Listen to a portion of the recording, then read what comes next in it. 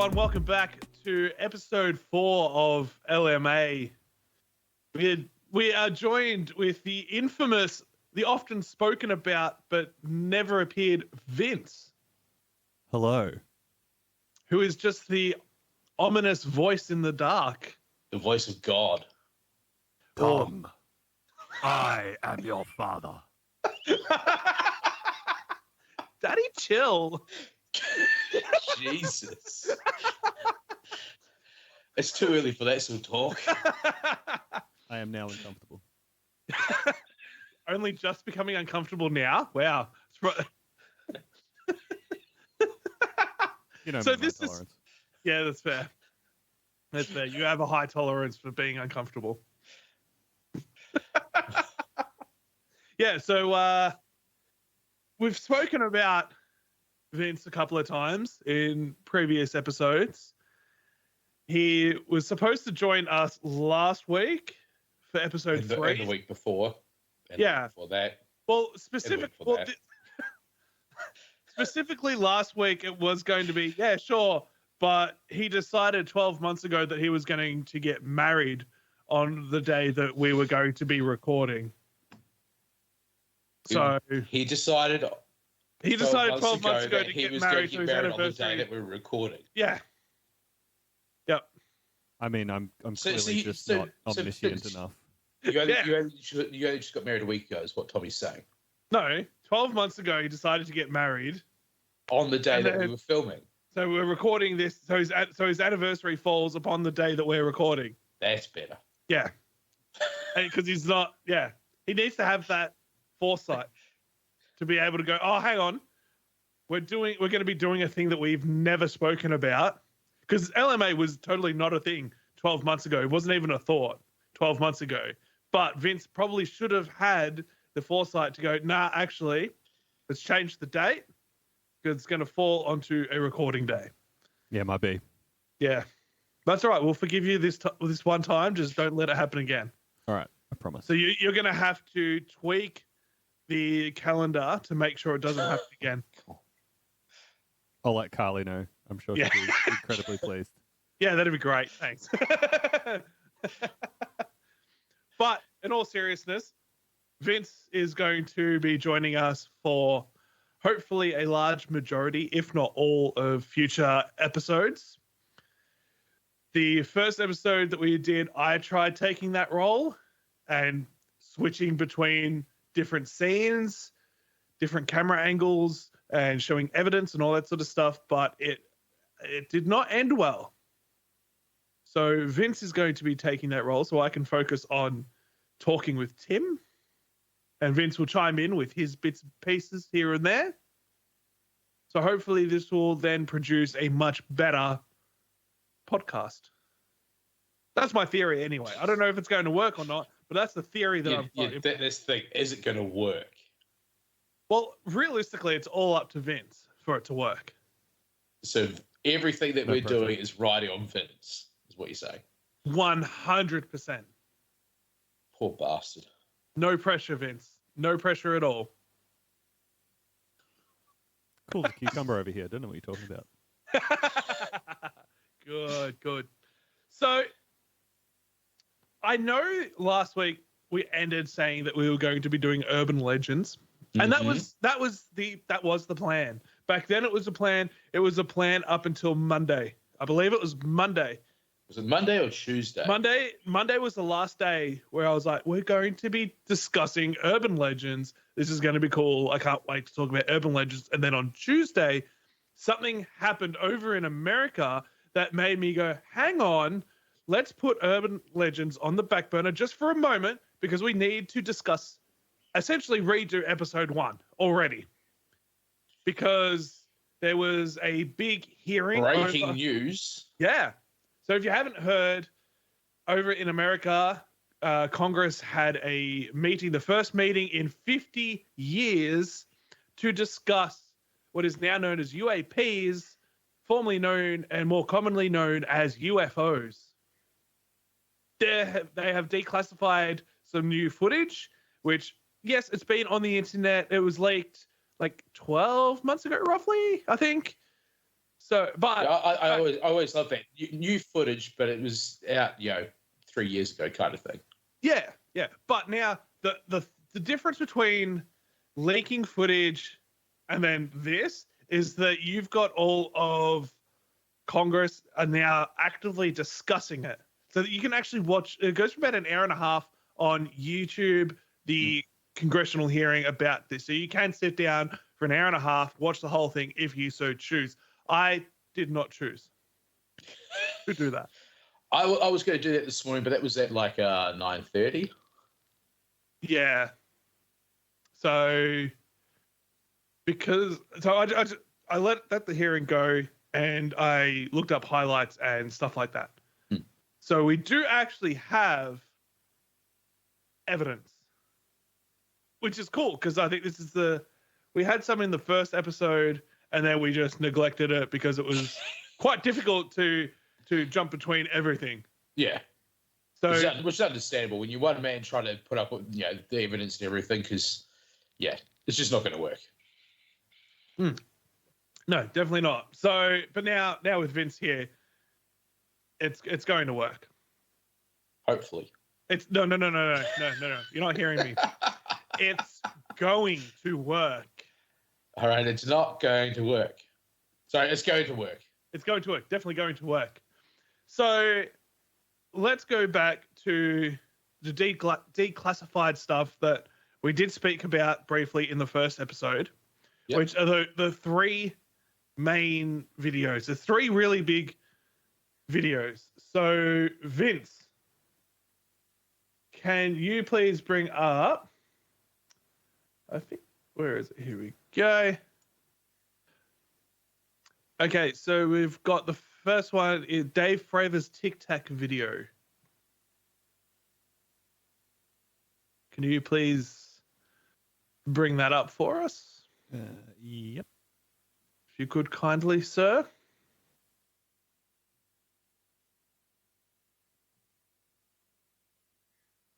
So I actually spent the morning watching some of this stuff, and it is interesting. Yeah, definitely. So this is Dave Fravor's Tic Tac video. Mm-hmm. So if you want to play this for us, there's no sound on this. So I see that you've got your YouTube muted. Yep. But that's okay. Oh, For did this you actually one, want the sound? we will for the other two videos, because you can hear the pilots talking. Yeah, okay, sweet. And what they say is interesting. So with this one, they've got, I don't know a lot about planes, to be honest. I'm not a Navy pilot. I'm not in the Air Force, nothing like that. But here you see changing between different modes. So the main one is the FLIR camera, which is the forward-looking infrared. And you got night vision and whatever else they've got. Just trying to get a lock on this thing and trying to identify what it is. And then you can see it sometimes struggles to get that lock on. And then right at the end, it just zooms off. And in the footage, it doesn't look like it's going that fast. But it is. To go out the way that it is. Well, so somewhere on there it should have the speed reading. Yeah. So they should have I'm not sure exactly. Yeah, I mean, it should have the air speed reading of the aircraft itself, and then I think they sometimes also have the reading of the object that they're targeting. I could be wrong. Quite possible. Again, I am not a pilot. I don't know. It's also pretty blurry. I can't even read it on my end. It's like, it's in like 240p. So it's quite difficult to make out some of it. Well, bottom right should be the altitude. Yeah. So about 20,000 feet. Which, that's standard for which is cruising height. Yeah. Off it goes. Yeah. The way it just takes off is fucking phenomenal. Yeah, it's just gone. It's just out, gone. See you later. So that's Dave Fravor, isn't it? That one. Yeah. So that's that's the infamous Tic Tac video there, and the way it's got. So what happened with that is they were running an operation, doing the training, and he saw something in the water. So that's where he's gone, oh, what was that? Gone to look at that and then found this. So there's so many different theories as to what's happening, whether the thing that was under the water has come up and communicated with this other thing in the air. And then that's where he see the thing in the water and then in the air, whether they've communicated, maybe. Sorry, I think Dave Fravor, the Tic Tac, they were flying along doing this, doing the training route off the North Carolina or Massachusetts coast. Both him and the second seat in the other aircraft spotted this thing down at sea level. They were cruising along at like 14,000 feet or something. And Dave decided to drop his aircraft to try and check this thing out. And it actually he was spiraling down as it was spiraling up. When you see it disappear there, is they were literally on the same level and that thing just disappeared. Right, okay. Yeah. And he was saying that, literally they spotted it and it rose faster than what he was dropping. And then was, as you see, just gone. Yeah. Yeah. It's just the fact that these cameras can track all of they can track missiles. The fastest aircraft that we currently have, it can be tracked by that. So the fact that this can't actually track whatever it is, goes to show the speed of it. Yeah, that says a hell of a lot about how quick this thing is moving. So that's the first. That's one of the big ones that we've got. So if we go over to, let's go to the Go Fast. This one does have sound. So yes, I'm jumping around on this list, Vince. I'm sorry, but that's okay. So if you play the Go Fast, this does have sound. This one's crazy. This is proper insane.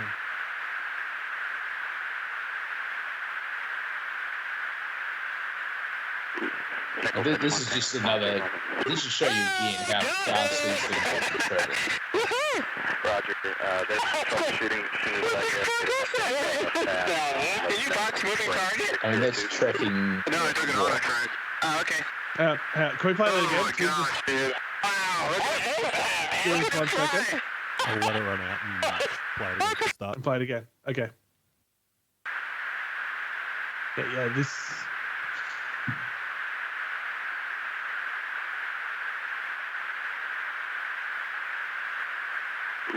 Nickel 6-1 Tango Logic, over.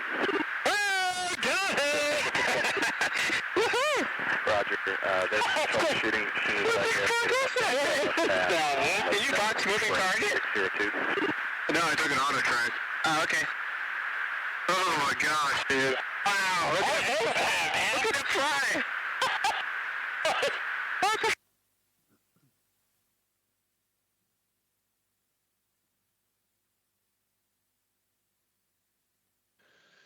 Wow, the fact that it took so long to actually lock onto whatever this is just shows how fast this thing is actually moving. It's going.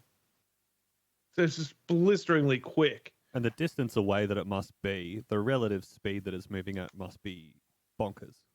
Oh, 100%.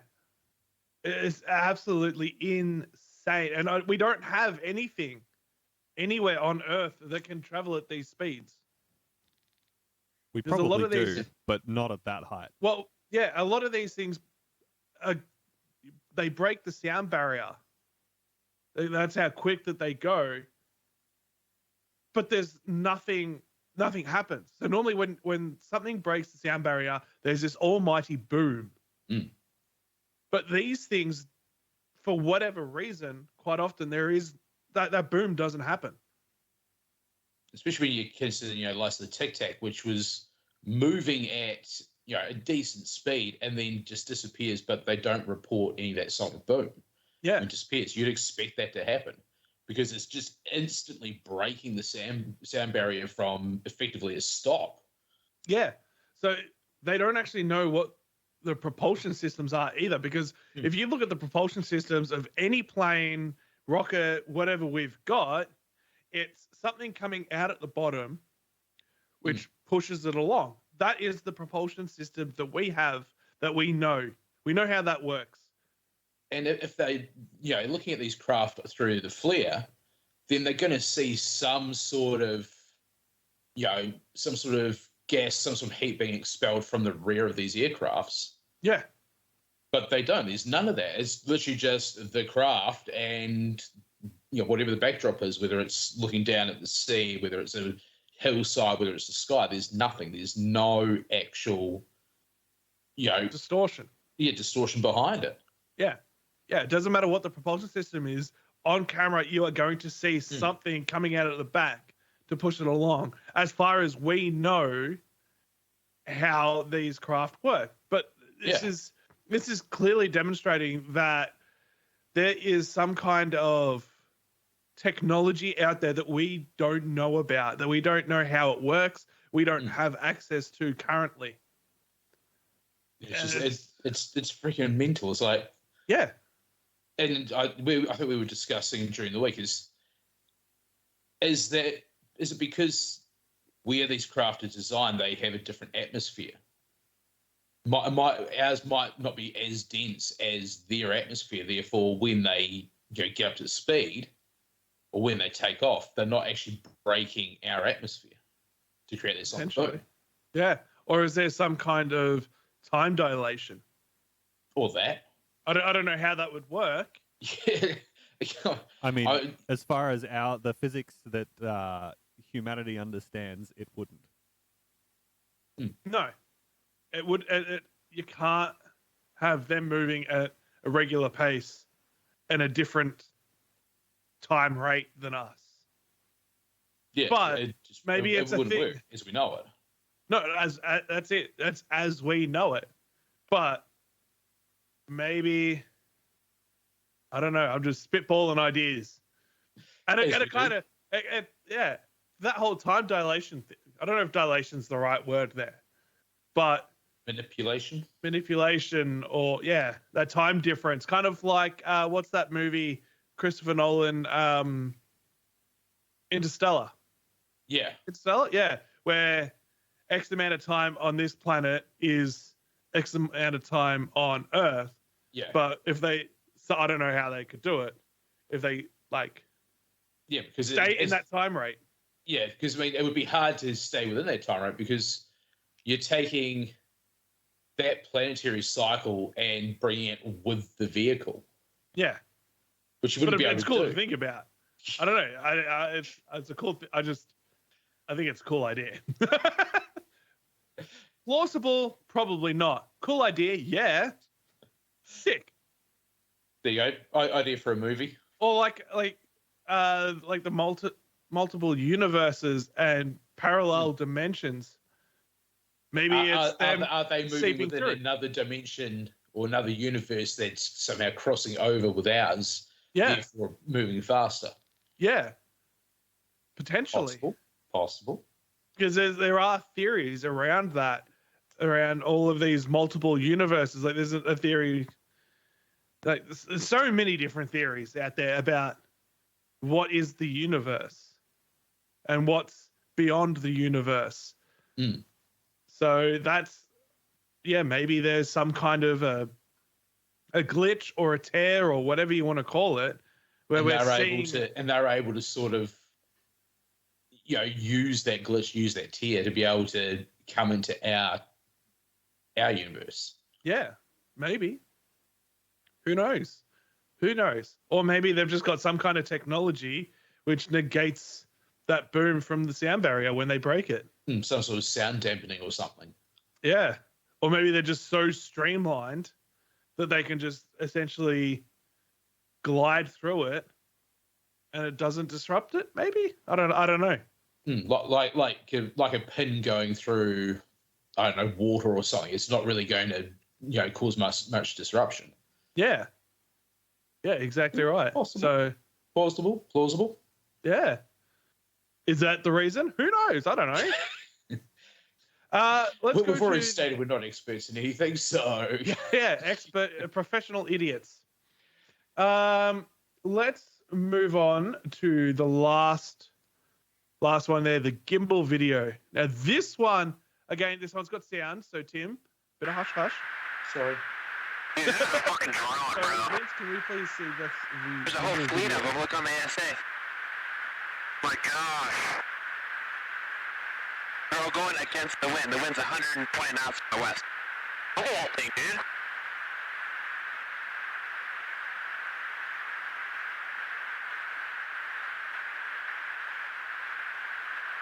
That's not our LNS though, is it? It's not. That is an LNS, dude.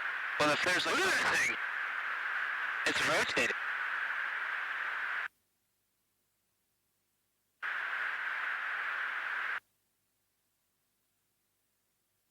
That's very interesting, that one.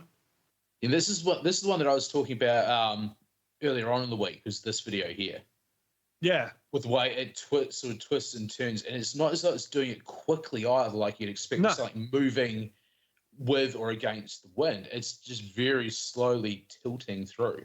Yeah, and it kind of has it where it almost it starts to slowly turn, and then the further around it goes, it's more defined movements. Yeah. So it's not as graceful going around in those last few ones to get straight. But as they say, what was it, 120 knot winds? Which would that to be what? Was it around about 400 odd K or something? 200 odd K? Which, yeah, I have no idea. I'm sure Vince could look it up. I don't know personally, but that's quick, very quick. Yeah, I mean, there's some fast wind. Yeah, and if you look at it, to be moving against. Yeah, 222 kilometers per hour.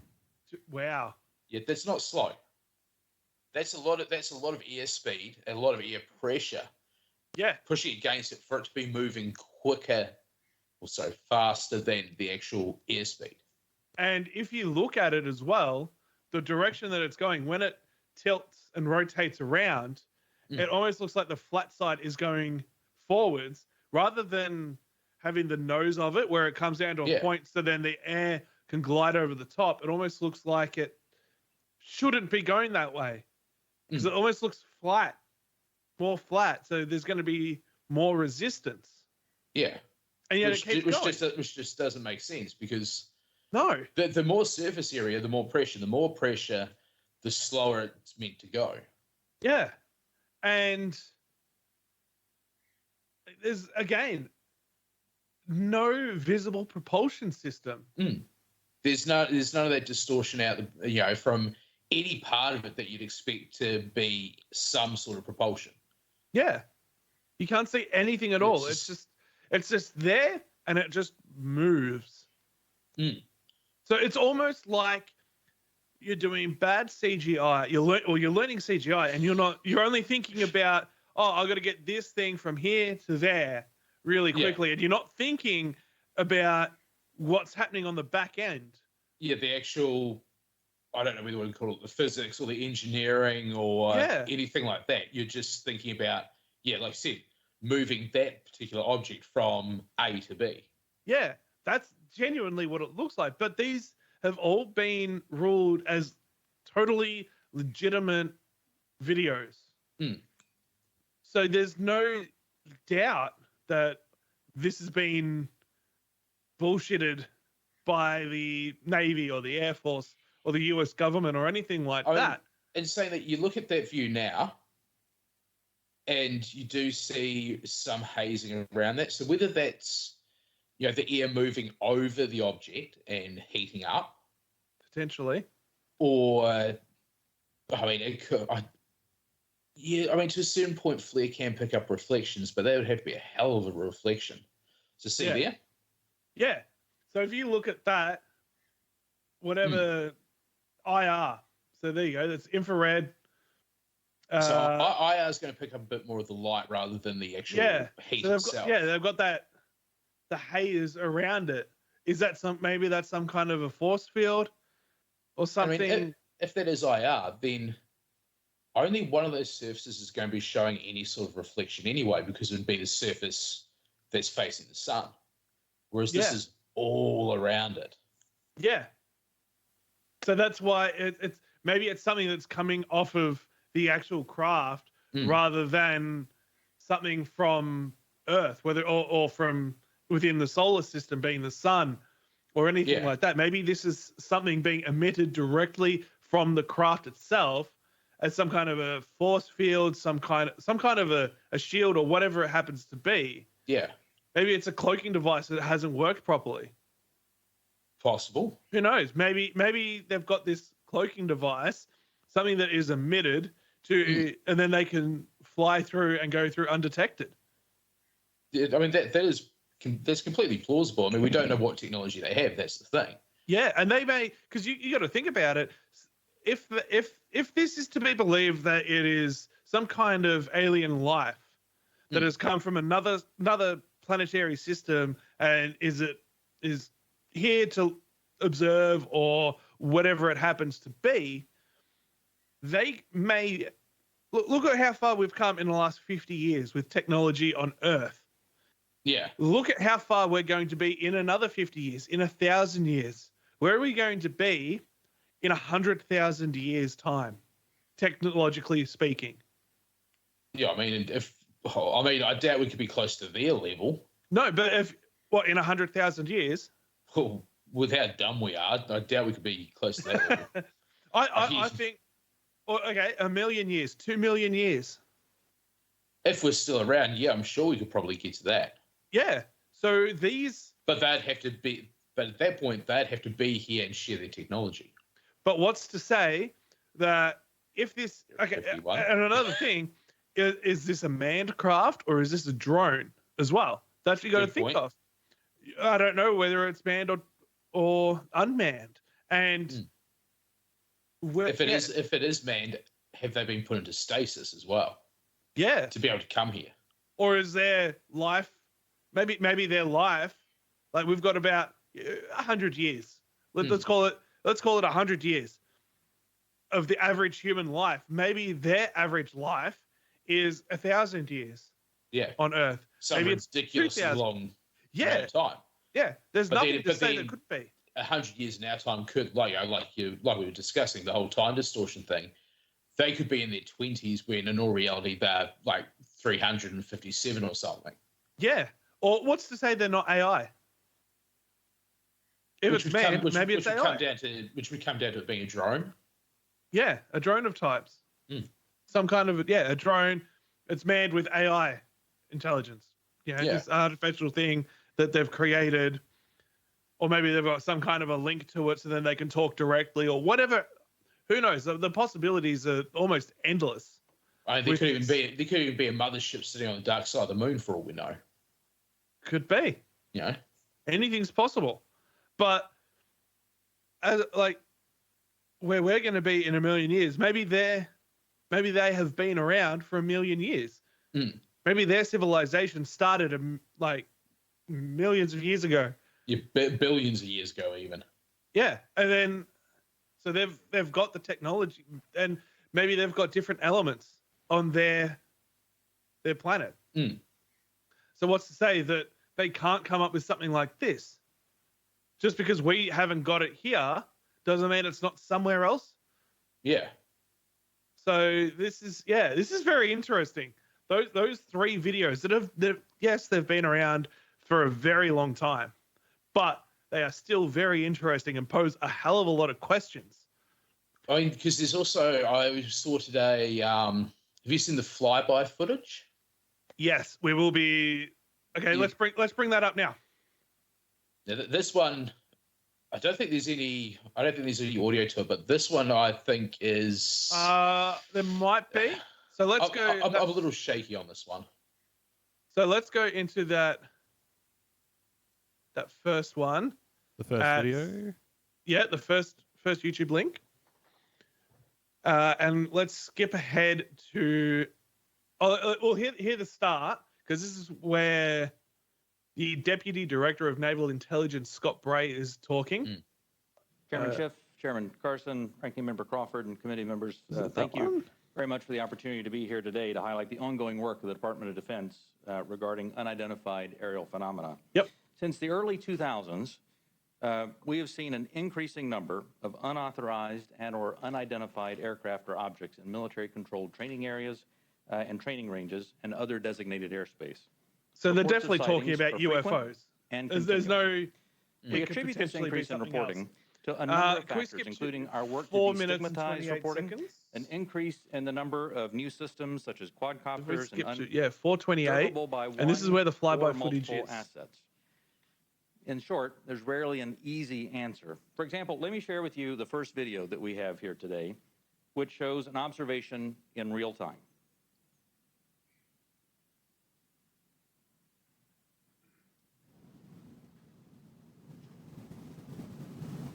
There it was. That's, in many cases, that's all that a report may include. And in many...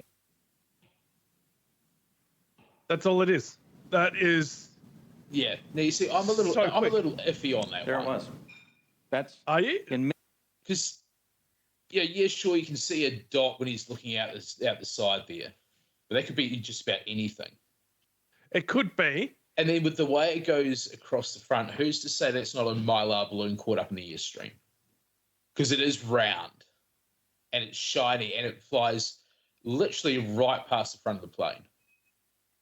It does. But the fact that they've taken... Because they look at all of this footage. They would have a few hundred videos at least to go through. So they would know all about this. That kind of stuff where it's explained, and they would look at it closely. But then, so they've obviously looked at this one, ruled out most things, and gone, okay, what the hell is this? And put it into the we don't know what this is. Yeah, I'm still just a little iffy on that one. It's just, I think I'd need to watch it, a few more times to sort of get a better, have a better opinion of it. Yeah. But after watching it for the first couple of times, it's just sort of, I'm not keen on that one. Okay. So that's the flyby. Mm-hmm. That, I don't know what it was. I can't remember who said it.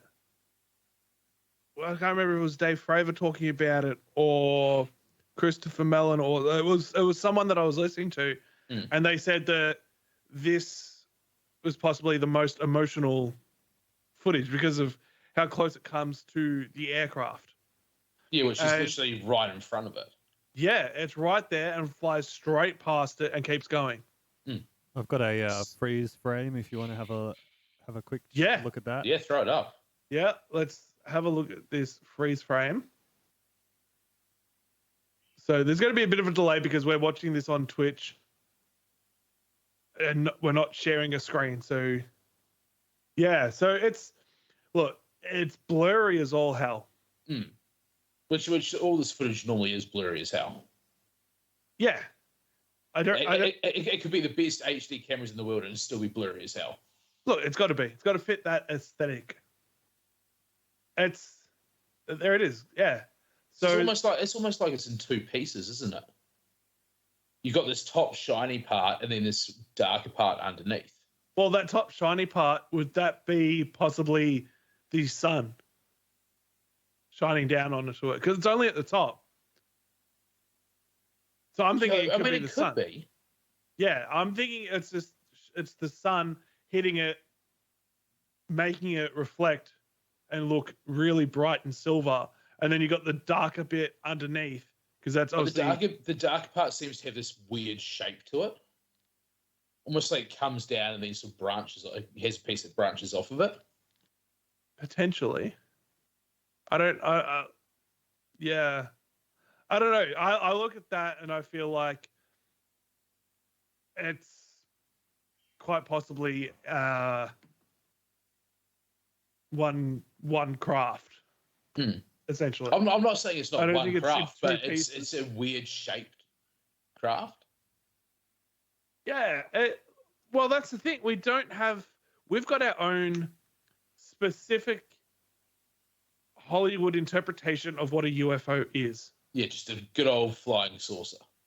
Yeah. So what's to say that that's not how spacecrafts look like on whatever planet it is? Who's to say it's not? Yeah, I mean, each planet could have a different style, or if they're all from the same planet, they could be that each style is for a particular type of aircraft or a particular designation. So military, research, civilian, all that sort of stuff. Yeah. Yeah, there's so many different... That's always a possibility. Yeah, there's so many... Because we don't have this technology currently, it's just pure speculation from everyone. Yeah. Until one crashes and we can... Which they claim that... Like, you look at Roswell. Yeah. Where apparently, like, the conspiracy there is that the spacecraft crashed and they're doing tests trying to reverse engineer it for, like, since way back when. When was that? In the 40s? Late 40s? 40s, 50s? Something like that. Well before I was born. That's all I know. Really? Well, truly before my dad was even born. So yeah, that's that's totally a thing. What, your dad being born or what? No. It's been like it's before then. But there's also theories that they're watching us, and because that happened right around all the nuclear shit. So there's another theory of them watching us going, hey, we've been through that. We've gone through that phase of history. Yeah. Don't fuck it up and we're going to... Silly fucking monkeys. What are you doing? Yeah, exactly right. Exactly right. So what's to say that then... Because there was all of this UFO stuff happened right around then. That's where a lot of it happened then. And it's slowly been happening again throughout, like, since that point in time up until now. It has been happening. But there was a lot of activity then. Right as all this nuclear shit happened, these UFOs started being seen. So maybe... There was more regular reports of them being seen. Yeah. And I think that was because at the time, there was a lot more attention being paid to the sky, because we're talking end of World War II, post-World War II, moving almost straight into the Cold War, really. Yeah. So you've got a lot more eyes on the sky because, you're talking about Germans and Japanese. Yep. And then we're talking about Russians. Yeah. So in America particularly, there was, a lot more eyes on the sky watching out for these aircraft and missiles and, these apparent weather balloons that the Japanese were sending over, all that sort of stuff. So it's it's not a surprise really that there's been a lot more, especially now as technology is moving on and people are becoming more aware of UFOs. There's more people just generally looking up at the sky with, cameras and telescopes and all that other stuff. It's no wonder we're seeing a lot more of them. So it could be that prior to that year, there were a lot of sightings, but now there's more of them simply because we are watching the skies with better technology. Yeah.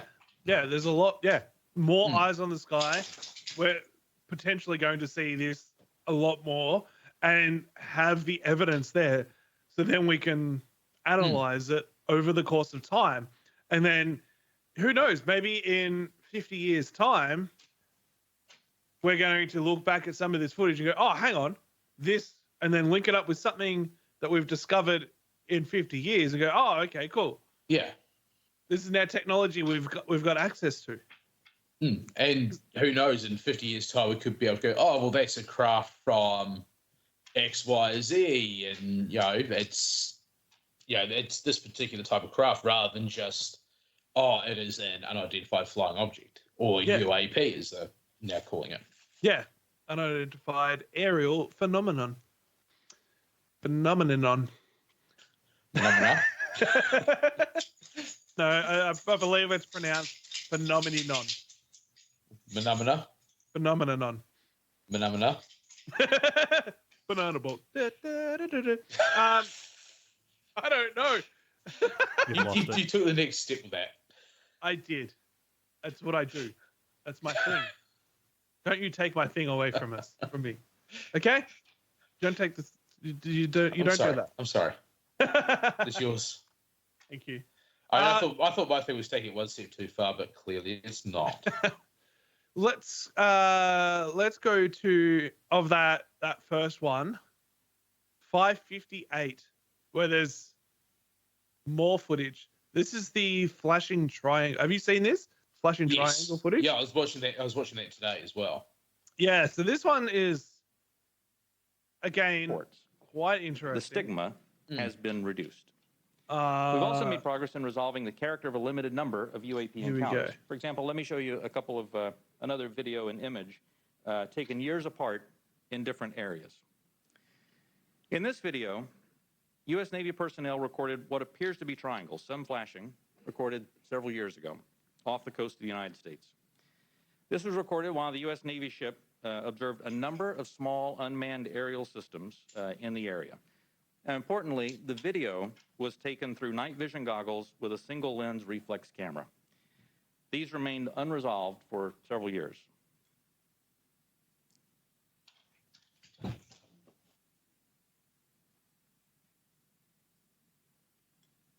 Now, the single lens camera and all that, Vince, you know about cameras.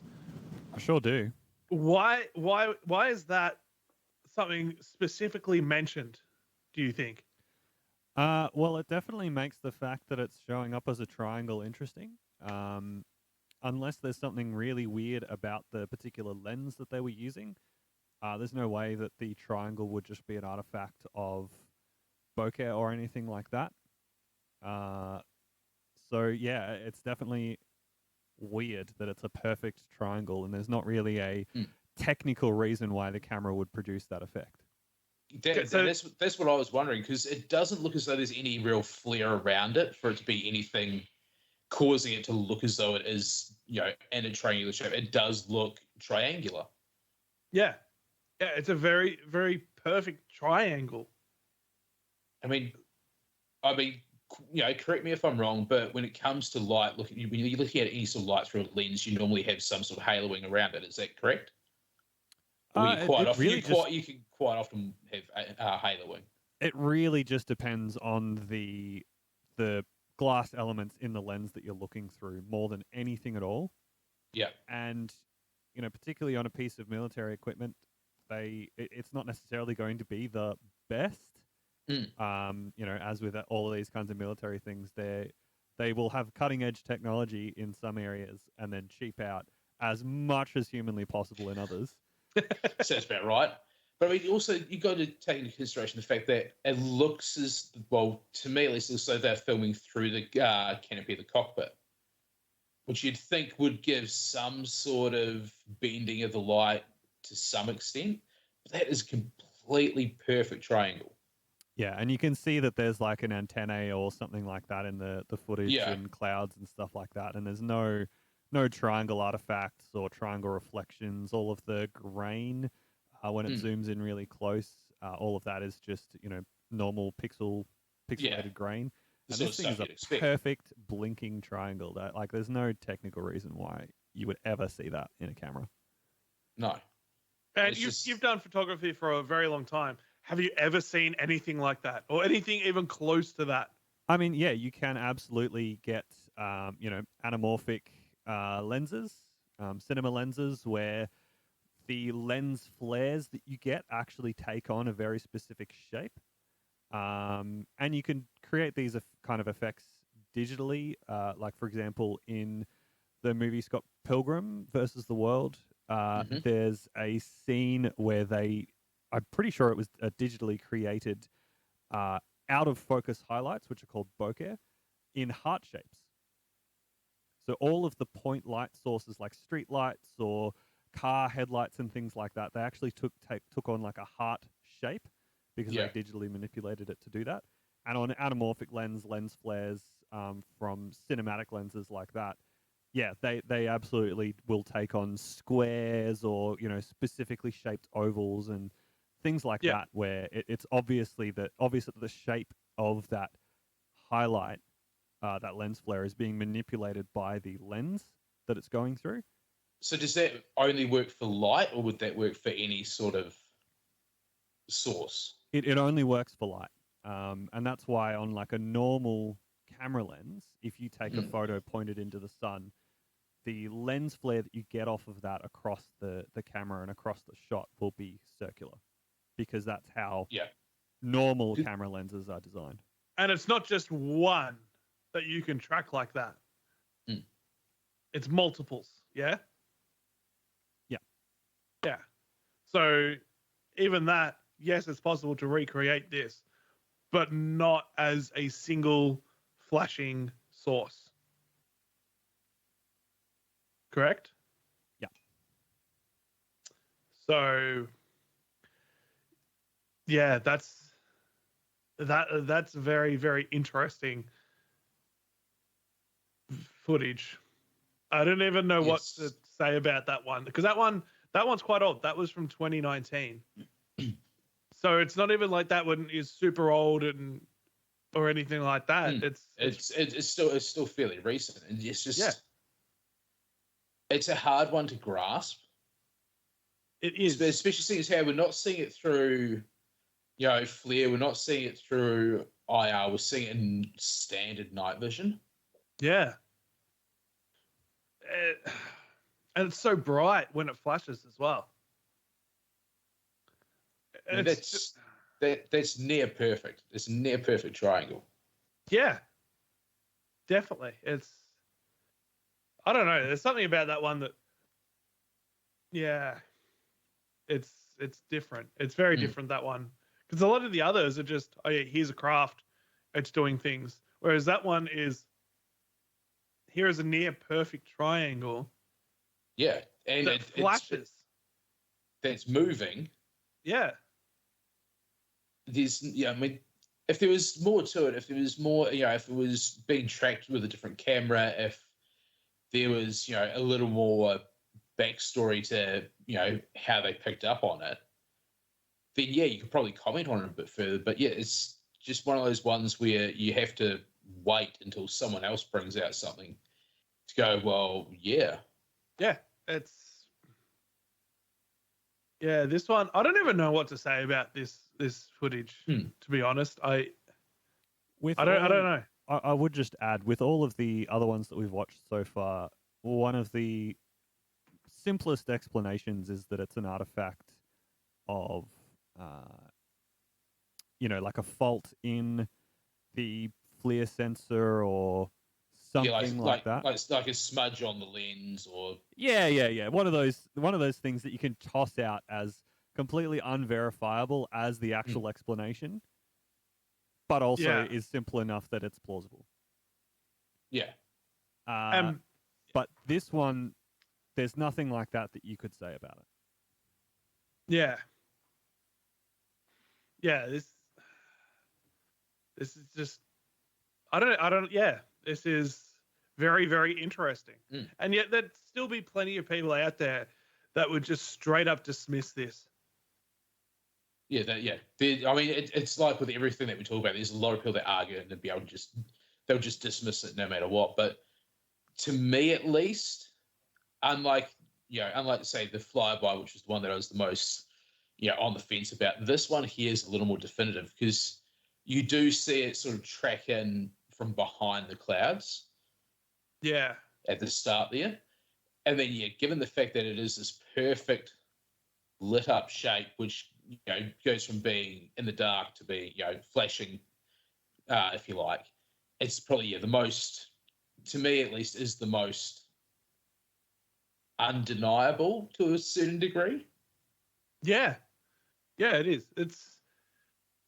There's not too many things that you can look at this and go, oh, this is what it is, and explain it. That's the thing about the skeptics, is some of the things that they use to dismiss this Like they are stretching.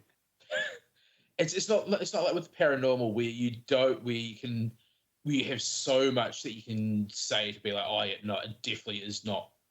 It's definitely not real. It's definitely false. Whereas this, it's like the only thing that I want to have a really good look at is the whole thing flashing, or to me at least, I mean, I don't have my glasses on. To me, it appears as though it flashes from, if you like, the leading edge, so the top left, down through at points.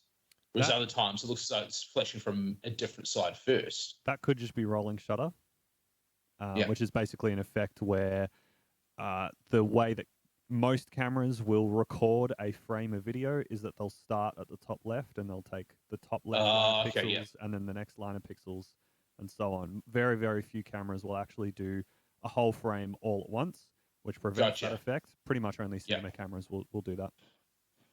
Okay, in that case, that would make sense then. It's a possible explanation, yeah.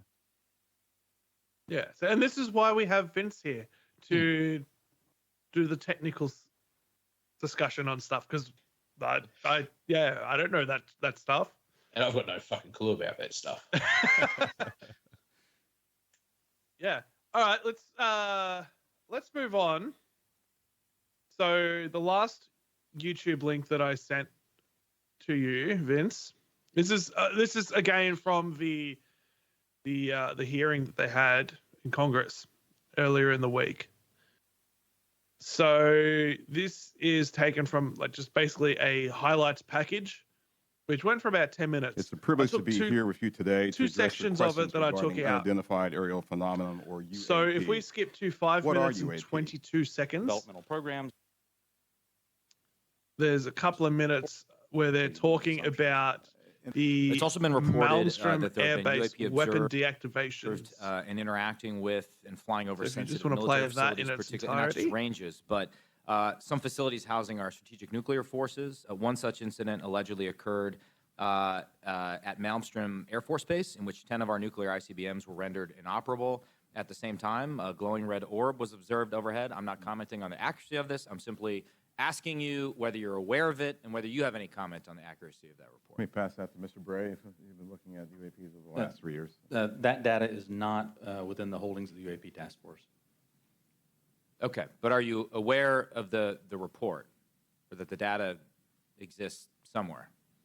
I have heard stories. I have not seen the official data on that. So you've just seen informal stories, no official assessment that you've done or exists within DoD that you're aware of regarding the Malmstrom incident?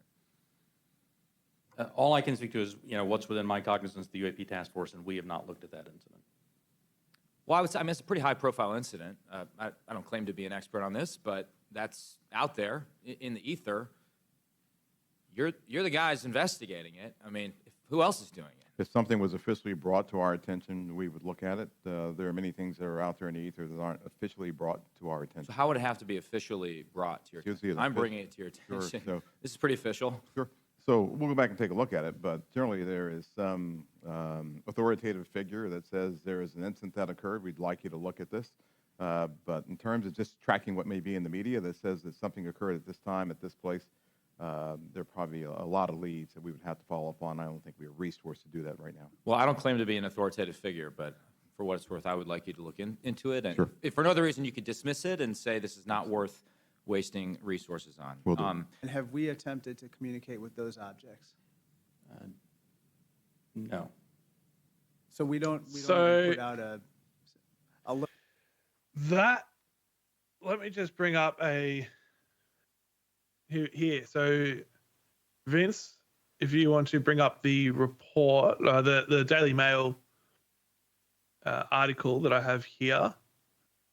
This is very recent, from the 19th of May 2022, Daily Mail Australia. Let me just read through just the footnotes here up the top. So, former Minuteman commander slams Pentagon officials for saying they knew nothing about UFO incident that shut down nuclear missiles at U.S. Air Base in 1967 because he reported it to DOD last year. Robert Salas. I don't know. I'm probably butchering that, but we're going. Yeah. So Robbo, because Just Australia, because Australia, has claimed Pentagon officials lied about not having information about a mysterious UFO incident that deactivated U.S. nuclear missiles in 1967. I can understand why they're calling these things a threat if they're deactivating the nuclear missiles. But I'm also hesitant to call them a threat because they are just things that are flying about in the sky. And they're going, this is a threat. No, it's not. You just don't know what it is. Yeah, and that comes back to that whole thing that the whole point we brought up, I think it was last week, with Americans and the fact that, if they were given all this information, all of a sudden they'd go and just start shooting at the sky. Yeah. Because everything just suddenly becomes a threat to them. Yeah. That'd be, it's almost the equivalent of saying that pigeon that's flying through the sky above you is a threat. Well, it's not a threat. It's just a pigeon that's doing its thing. Yeah, exactly right. Yeah. Where does the actual threat come from? Yeah, sure, I can get it. Okay, they've shut down this nuclear silo, but who's to say that they were shutting it? It was only one silo, correct? I believe it was one facility. Yes, in 1967. They didn't shut down all the nuclear facilities all at once. They didn't shut down all in an area all at once. It was one facility. Yeah. So who's to say, like we were going back to the point before of it really sort of UFO activity starting to kick off around about the end of World War II with all the nuclear activity. Who's to say that it wasn't a whole thing of, well, we could pick up on, they could have been picking up on something going wrong at that facility and was stopping, say, some sort of explosion or disaster like that, or some sort of disaster like that. Yeah, that is one option. They could also be just showing, hey, look this at is what we can do. Yeah, whipping their dick out and being like, hey, this is what we've got. Yeah, don't your even biggest try. weapons are inferior. Yeah, we can shut down your whole facility. We can, basically lock down all your launches, and you won't be able to do shit. Yeah. So continuing on here, intelligence officials Scott Bray and Ronald Moultrie were grilled by a House subcommittee Tuesday in the first public UFO hearing in more than 50 years. What I want to know is, A, why has it taken 50 years to discuss this stuff? And B, if they've waited 50 years, why are they talking about it now? Why all of a sudden, after 50 years, they're going, hang on, we need to discuss this. Why now? I think what it was he wasn't the president at the time, but Gerald Ford was the first one to really bring UFO activity into the limelight and to bring it into Congress. And then after he was no longer I think it was even it might be when he became president, it all just sort of got put on the back burner. And like it does when it comes to anything to do with any government, unless it's, something that needs to be discussed here and now or 3 years from now, like it is most governments, it just sort of gets tucked in, pushed away, tucked under the carpet. But the reason why it's all being brought to the front again now is because at the beginning of COVID in the States, one of the things that they actually laid out in it, the government laid out in a plan, was to actually start these hearings on UFO activity, and it's sort of almost in line with the whole, what was it called, Space Force or whatever it is that Trump started. I don't know about that. A lot of it was all in line with that. Right, okay.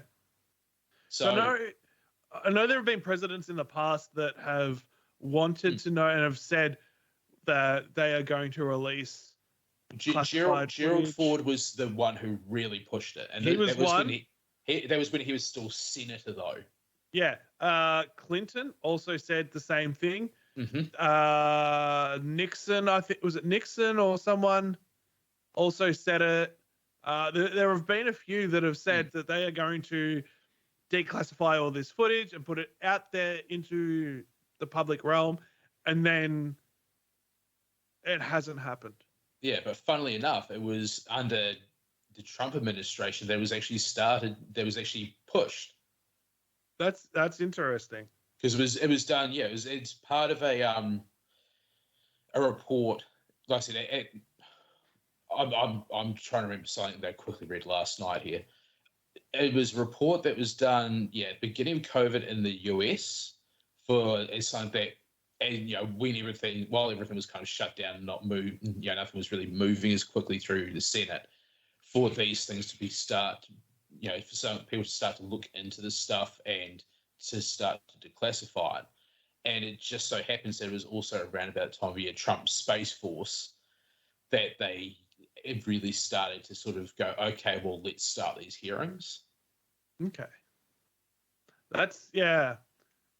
So hopefully in the next few years, we're going to see more and more videos becoming declassified.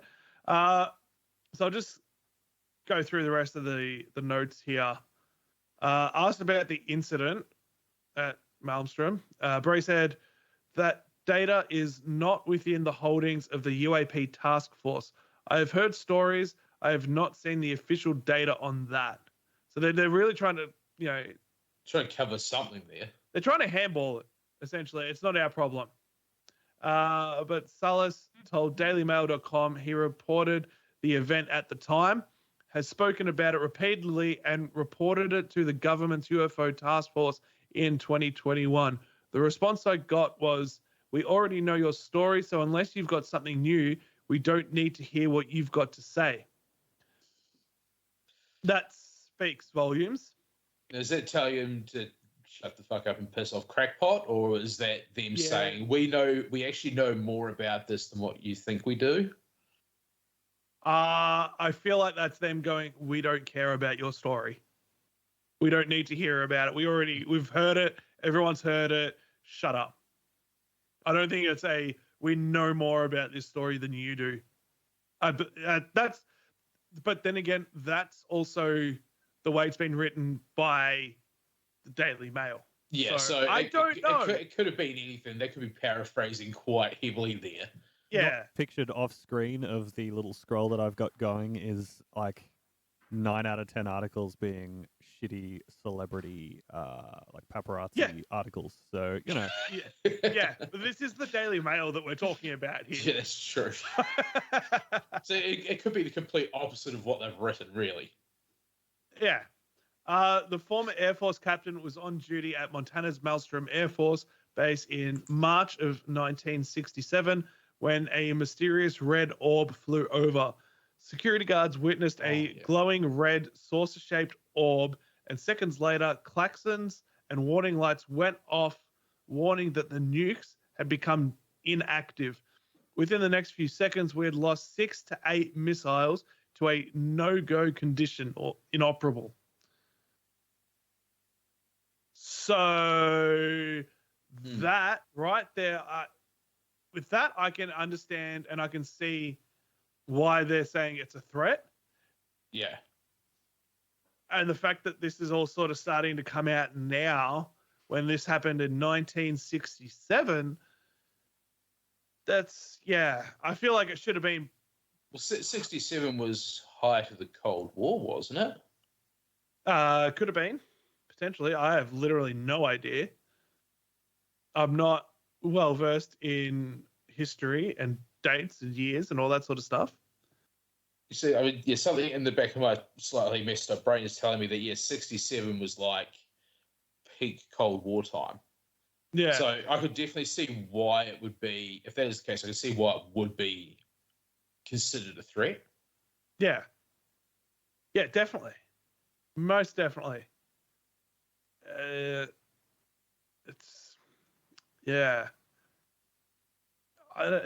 interesting that it's coming out now, and the fact that he has said, I've been saying this for years, and they're still not really taking it seriously, almost in a way. Yeah. They're just kind of almost brushing it off as just another crackpot talking about an experience. Yeah, I mean it's yeah, I mean it's I don't know. It's hard to really say anything on it without without there being any more information on it, without there being any real recordings or anything. Yeah. In So maybe I don't. 1967, there's probably literally no evidence. Yeah, Except other than for the stories. reports and things like that were recorded at the time. Yeah, which is a shame. It'd be nice to have. And I've seen there's abduction stories and plenty of other like personal stories that talk about this glowing red orb. Yeah. So this is not a one-off random. Oh, yeah, it's a red orb kind of thing. There are multiple stories where the people have no connection to each other. Yeah.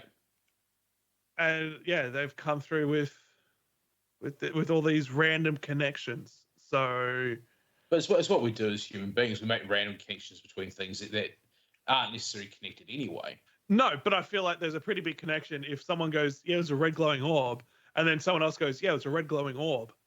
I feel like that's that's not a connection of, oh, they're clutching at straws here.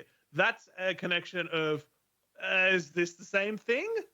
Yeah, I suppose if we're talking about two people seen at the same time, then within close proximity time-wise, then yeah. Yeah.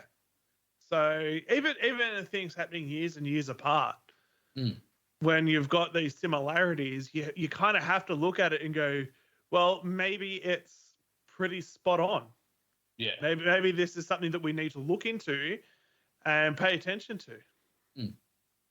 So with that, we are going to take a break,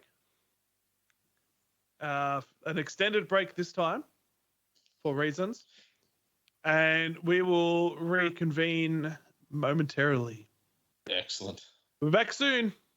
Bye. Get your hands on the new LMA condoms with holes so small you won't even notice. Okay, and we are back once again from an extended break this time. That was unusual. It doesn't quite feel right when you go over 5 minutes, does it? No, it's a little bit different. I have not topped up my coffee because I've definitely topped up mine.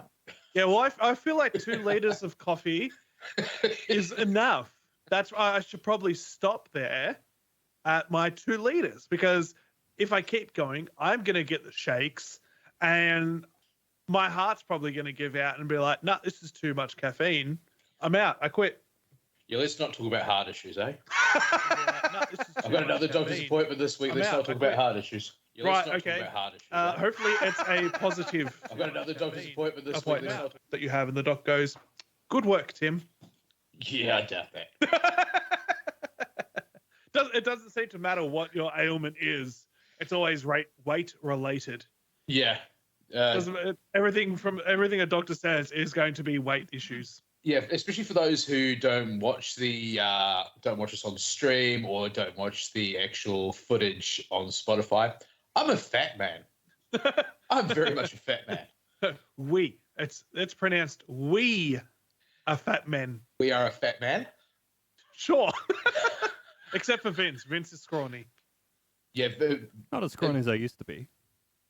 No, not from back in the band days when we were in a band together. You had visible rib cages. Invisible rib cages.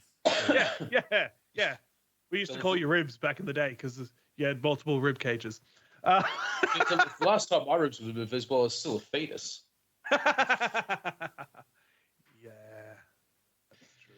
All right, so let's jump in. We've got one more bit of footage. This is the last bit of footage. It's a little bit older. It's not one of the super recent ones, but it's still one that I hadn't seen, though. That's the thing. Yeah, so this is a news report from, looks like 2021. Let's roll the clip, please. Videos recorded by U.S. Navy personnel have added a new layer of evidence to the current national debate about UFOs. For the first time, radar images recorded inside a Navy ship have confirmed the presence of several unknown objects that swarmed around the ship for hours. I-Team reporter George Knapp here with a story that broke today on Mystery Wire.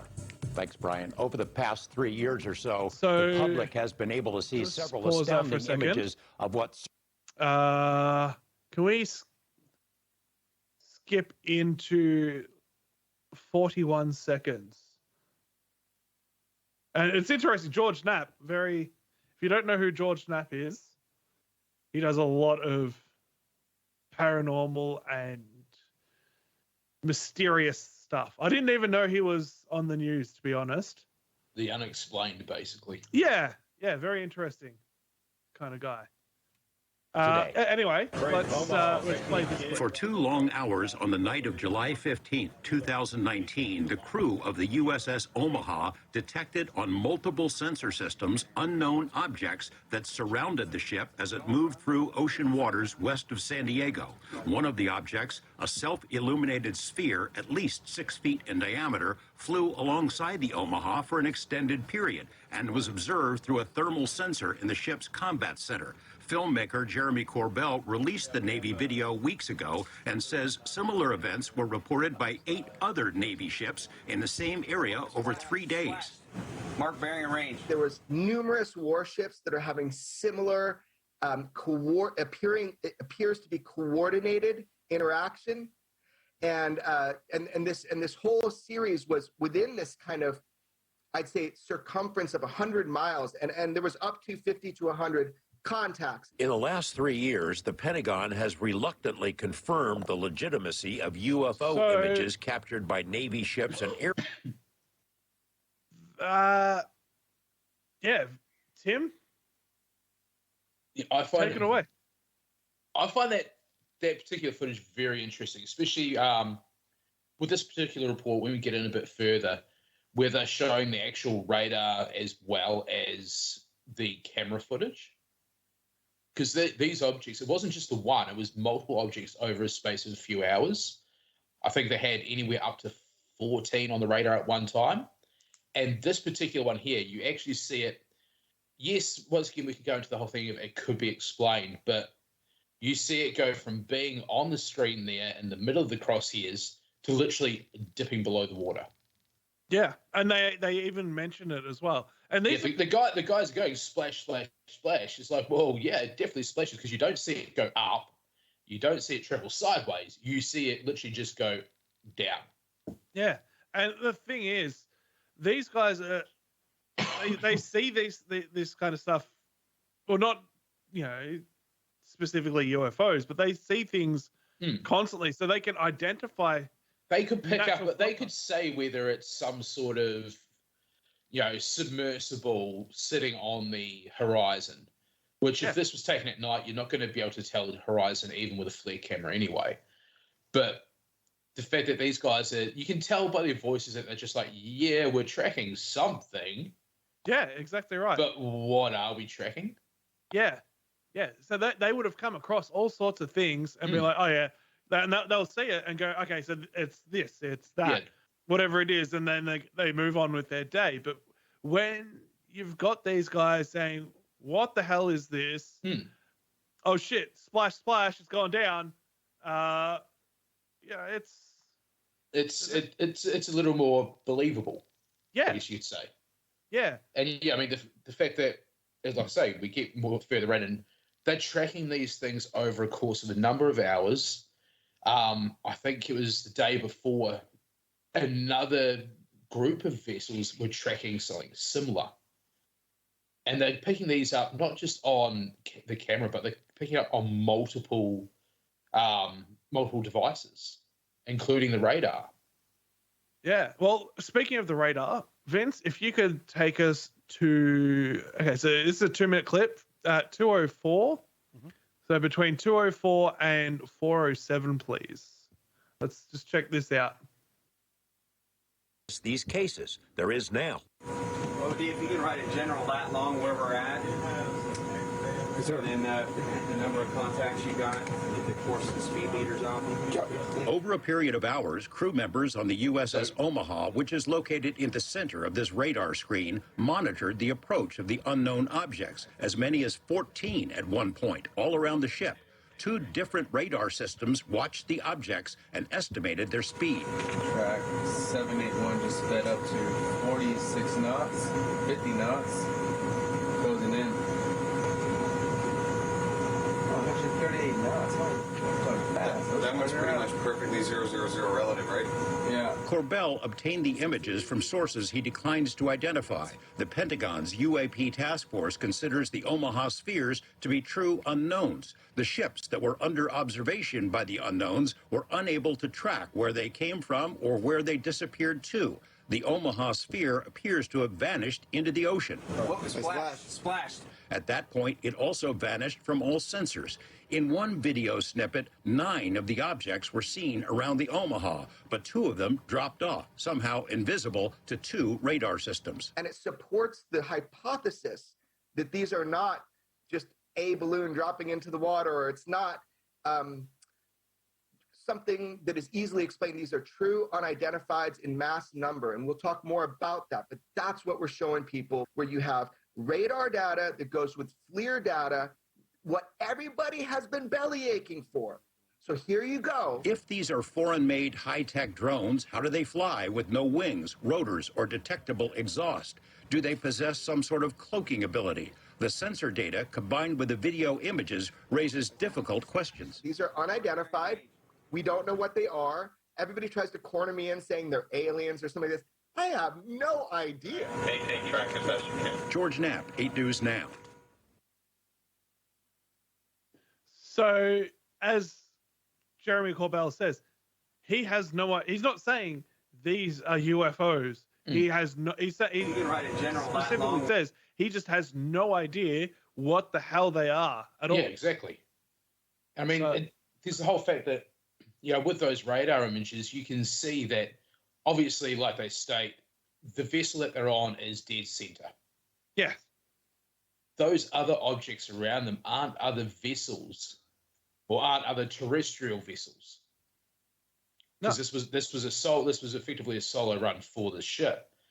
So the fact that it goes from like you know, right there we've got what, 4 other craft on there, to like 9 to 14, back down to 7, up to 9 again. It was all over the place. You got, you know, craft that can be seen on the radar but not seen visibly, and then the opposite, craft that can be seen visibly but not seen on the radar. Yeah. Which you shouldn't have one or the other. You should only really, from my understanding of things, have both. Yeah, you should. You should be able to, if you can physically see it. If you can visibly see it, it should be on radar. Yeah. Unless obviously it's outside radar range, but these things they were tracking were within radar range. Yeah. Yeah. And then as soon as they go under the water, they're gone. Mm. It's not being tracked anymore, which doesn't make sense. Yeah, which even on the, I'd say, you know, if they were able to track it on the sonar, they would probably bring up the fact that they were tracking on the sonar as well. Yeah.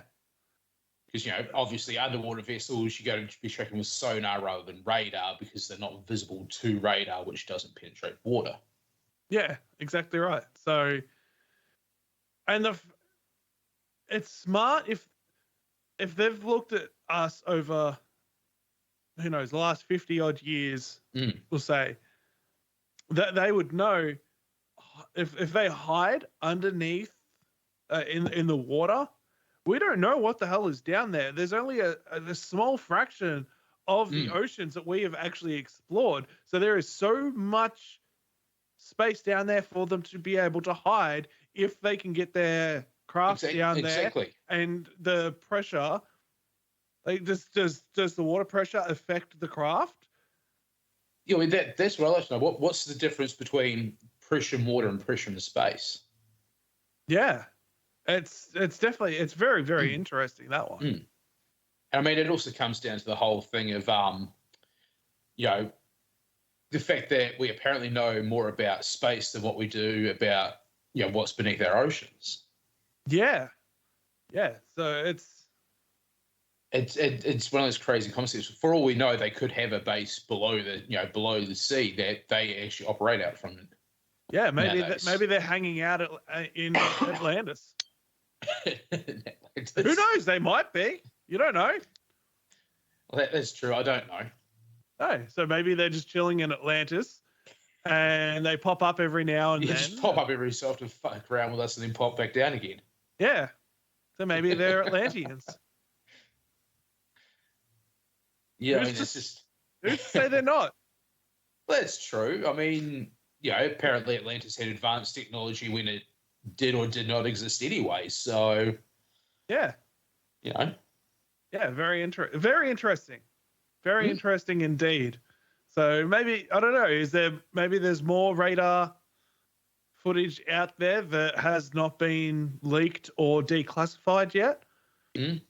Quite likely. Yeah, and hopefully they've got radar footage out there, and they can match it up with actual video footage. Yeah, dual screen and have both operate at the same time. You see that you can see this particular UFO, UAP, whatever we're calling it now, and match up with that radar footage, so you can actually see it going past the vessel, past the the plane, whatever it is that's gathering this information. Yeah. Rather than just going, okay, well, yeah, it does kind of match up. I'd love to see it actually matched. Yeah, definitely. Yeah. So that concludes the visual aspect of a audio format podcast. So that's it's good. It's good. I'm glad we've got a podcast, audio format podcast, and we're talking about video footage. And this is why you should be watching on Twitch. I mean, you're listening through Spotify.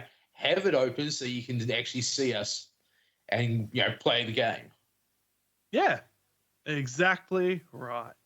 Now, Vince, you had something that you wanted to discuss personally, didn't you? Yes. So I'll just preface this by saying that I would describe myself as generally a skeptic on these kinds of subjects. Yep. But I treat the idea of aliens or Bigfoot or anything like that much like I treat the idea of God, in that absence of evidence is not evidence of absence. Yeah. While there's not really any great amount of proof for the existence of any of this stuff, other than blurry video. It's always a blurry video. You got to have a low quality video. Yeah. If there's no low quality video, did it actually happen? Yeah, exactly. Right. Pixar didn't happen. Yeah. Pixels, or it didn't happen. There's just no way that you could discount the possibility. No, you can't. So I have a little thought experiment that I want to run past you guys, just because I'm personally curious what you guys are going to say. Okay. And what numbers you're going to give me. This is going to be maths, unfortunately. For 42. And everyone. 42. We're not there yet.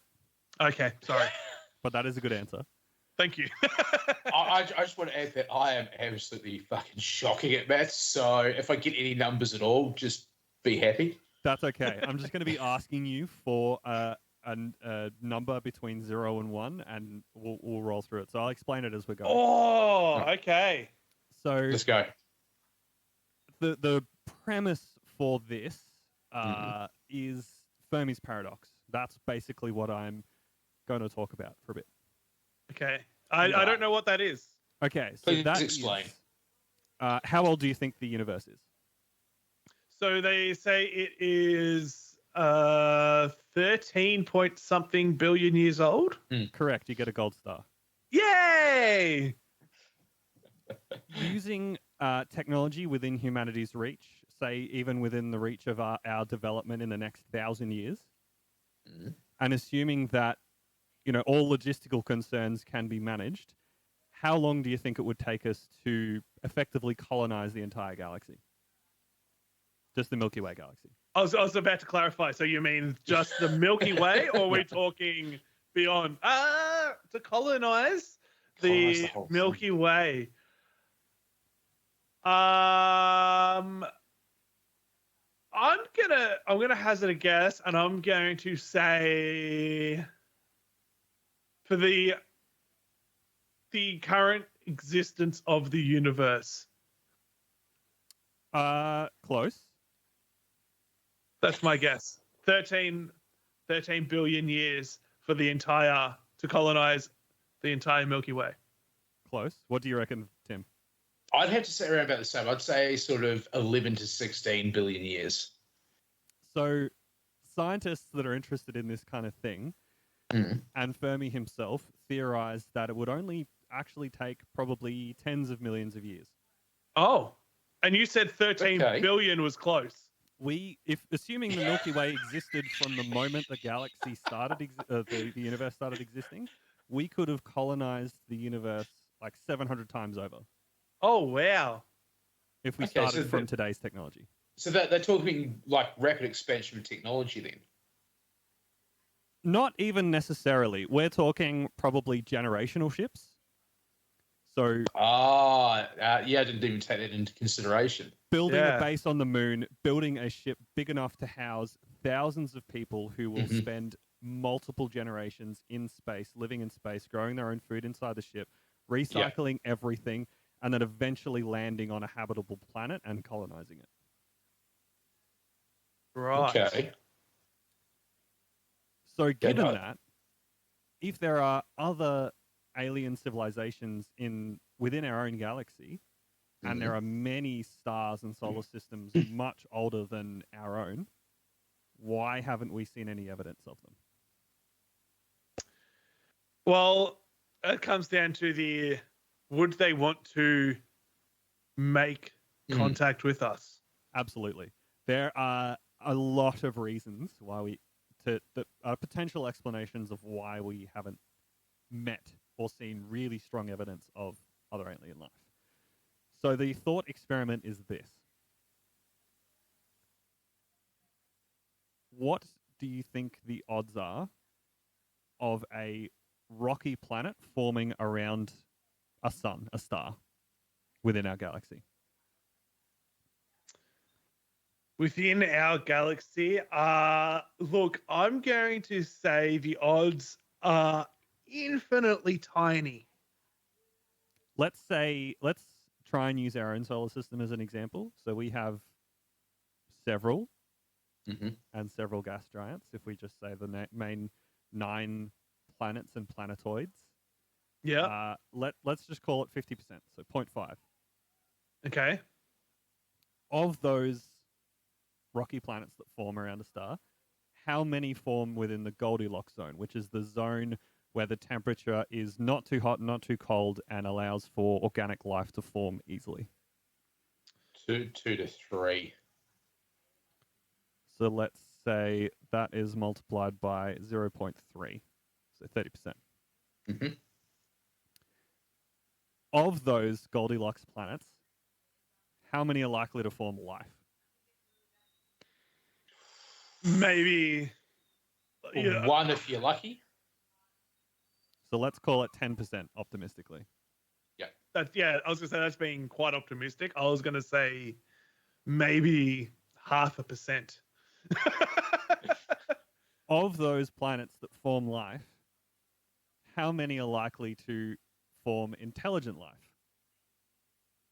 Yeah, now you're talking. Yeah. By our own definition of, self-aware and able to use tools and communicate, social, etc., etc. All the things that, to our best understanding, these are the essential things to forming a civilization. I mean, you could, in all reality, you could push it out to 100%. Ooh. I don't know about 100. Yeah, but even if 100% is literally that one planet. Yeah. That one planet that develops life, even if it's only as far as, say, what we would consider apes who were using tools, were self-aware. But on saying that, if you want to go with apes, what about, say, crows? Crows use tools. Octopi. Dolphins, Yeah. Well, basically any animal, really. Yeah. Okay. So there's intelligence and there's usage of tools within. There's intelligence and then there's human intelligence. Factoring in the probability of mass extinction events. Oh. As well. So not only does there have to be evolutionary pressure for said creature, whatever it is, to form that intelligent life, but it also has to survive the, as far as we're aware, high likelihood that all life will get wiped out at some point. Yes. Ooh. Ooh. Yeah, look. So even if you say there's an 80% chance of happening at the lowest,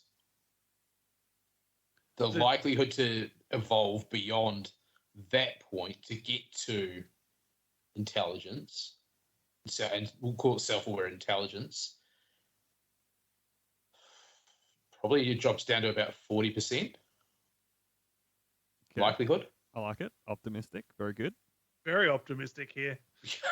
I'm trying my best for this non-existent planet here. You just gotta believe in him, you know. What is this planet called? Have you got a name for this planet? Oh, I have no idea. Okay, what is the probability that this intelligent life makes it into space without destroying itself?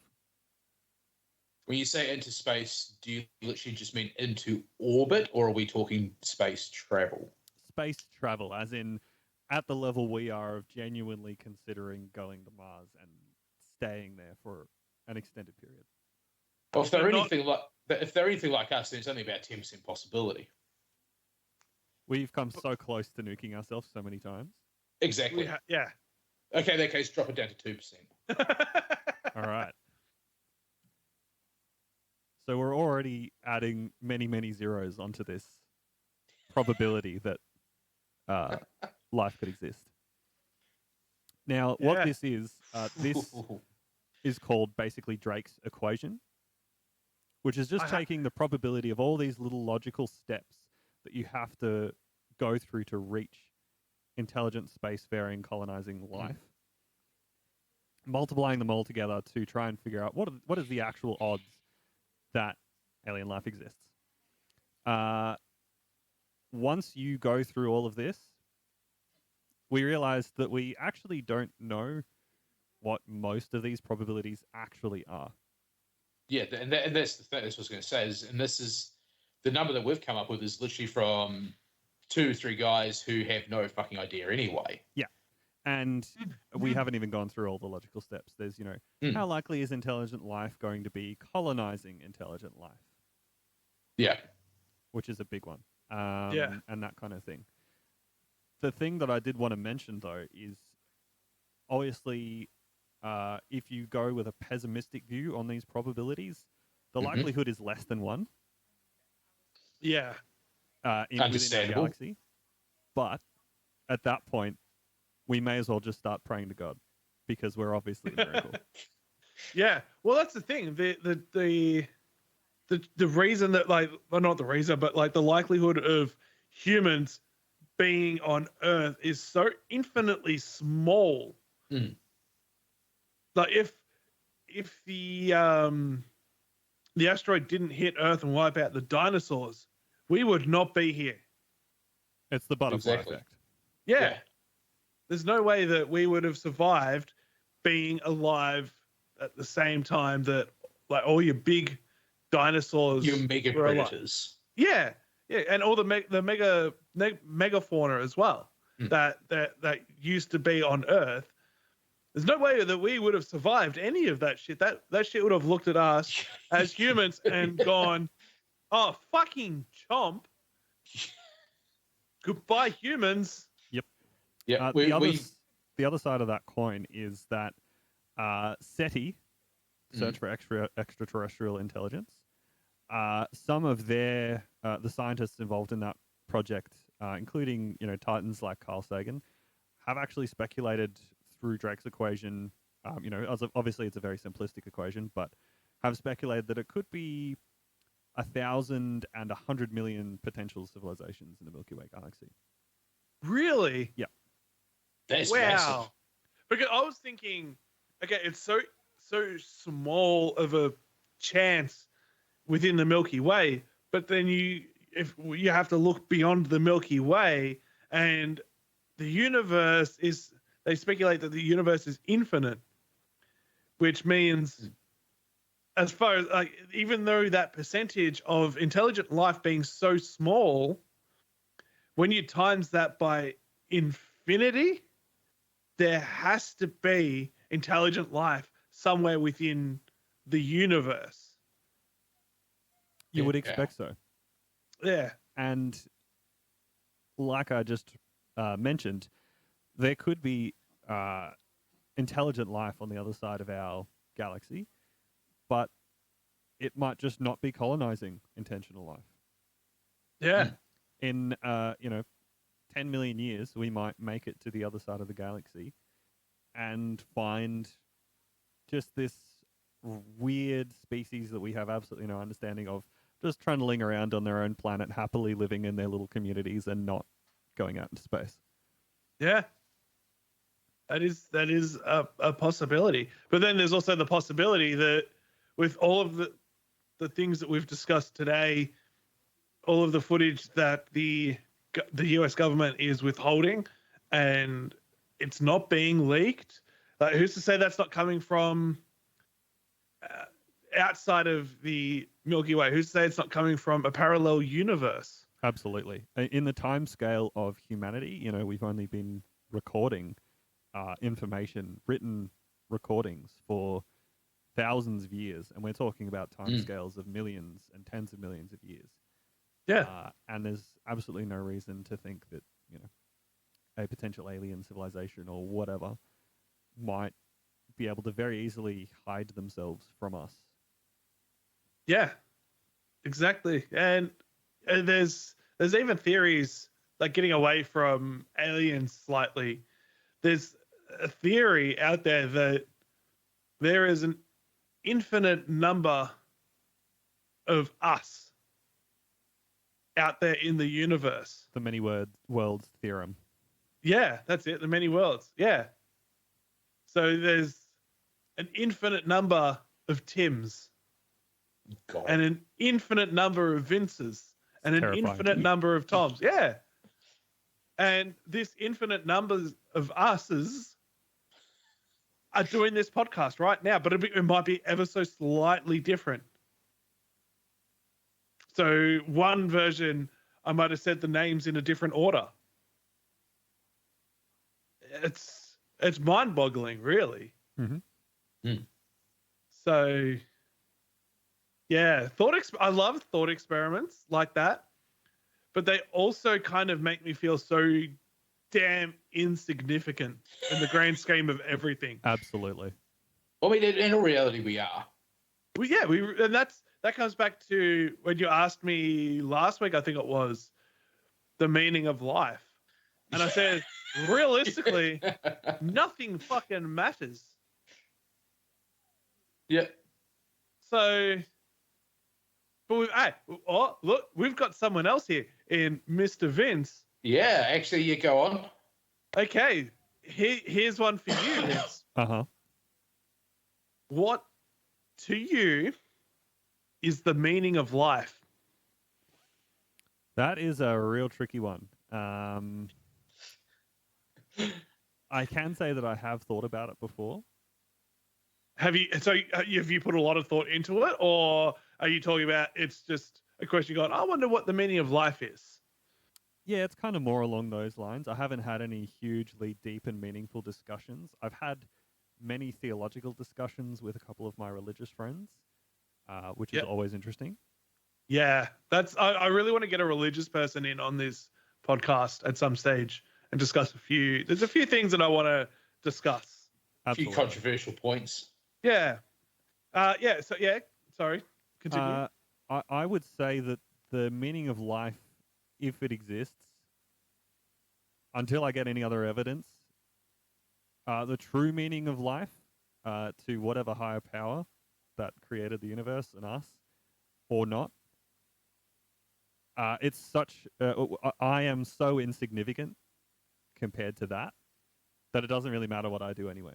So the best thing that I could possibly do is just enjoy myself. Yeah. And try and be good to my fellow human. Okay, and the flip side of that, what do you believe happens when we kick the bucket? I don't know. That is legitimately as far as I kind of go on that answer. It's to the point where it almost doesn't matter. Yeah. Because as far as we know right now, we aren't going to know or understand or comprehend what happens after. Whether that's nothing or something. It doesn't matter to me in this life, so I should just try and enjoy this life. That's a very interesting answer. That's very interesting. If I saw God tomorrow, I'd probably change my tune, but I don't think that's going to happen.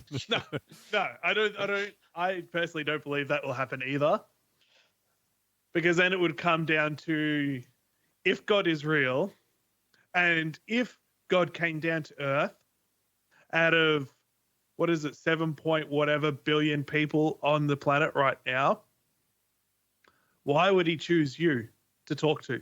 I mean, I'm pretty special, but I'm not that special. That's true. That is true. So for anyone that is only listening to this episode and hasn't listened to any of the others, that right there, that essentially your answers, Vince, they're the reason why LMA exists. That was the catalyst for this entire thing coming to fruition and becoming a viable thing and a tangible thing. That I pondered death. As soon as I turned 30, I thought about death, and I wondered what was after it and what my life had been like, what my life meant up until that point when I hit 30. And I decided that I needed to do something, and that I wanted to be better, essentially.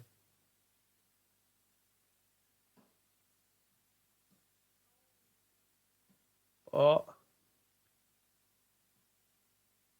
And on that note, there goes Tim. Yeah. Oh dear. Tim has dropped out. Gone all wrong. Yeah. Oh God. Let me just send a quick invite back to Tim. I can't. I can't. I don't know how he does. He's going to have to jump back in himself, I believe. That's all right. We'll just talk with each other. This is a Timless section of the podcast. And the video is going to be all fucked up. Oh yeah, 100%. It is. It is. The video is me split across the two screens at the moment. Yeah. I mean, you could. Yeah, I was gonna say you could just put it onto the one screen of just me for when Tim comes back. Yeah, it's fucked up for that too. Oh, really? Yep. Oh yeah, it would be. His laptop has crashed. Yeah, I think we do need to send him a computer. Hey. Yeah. Wow.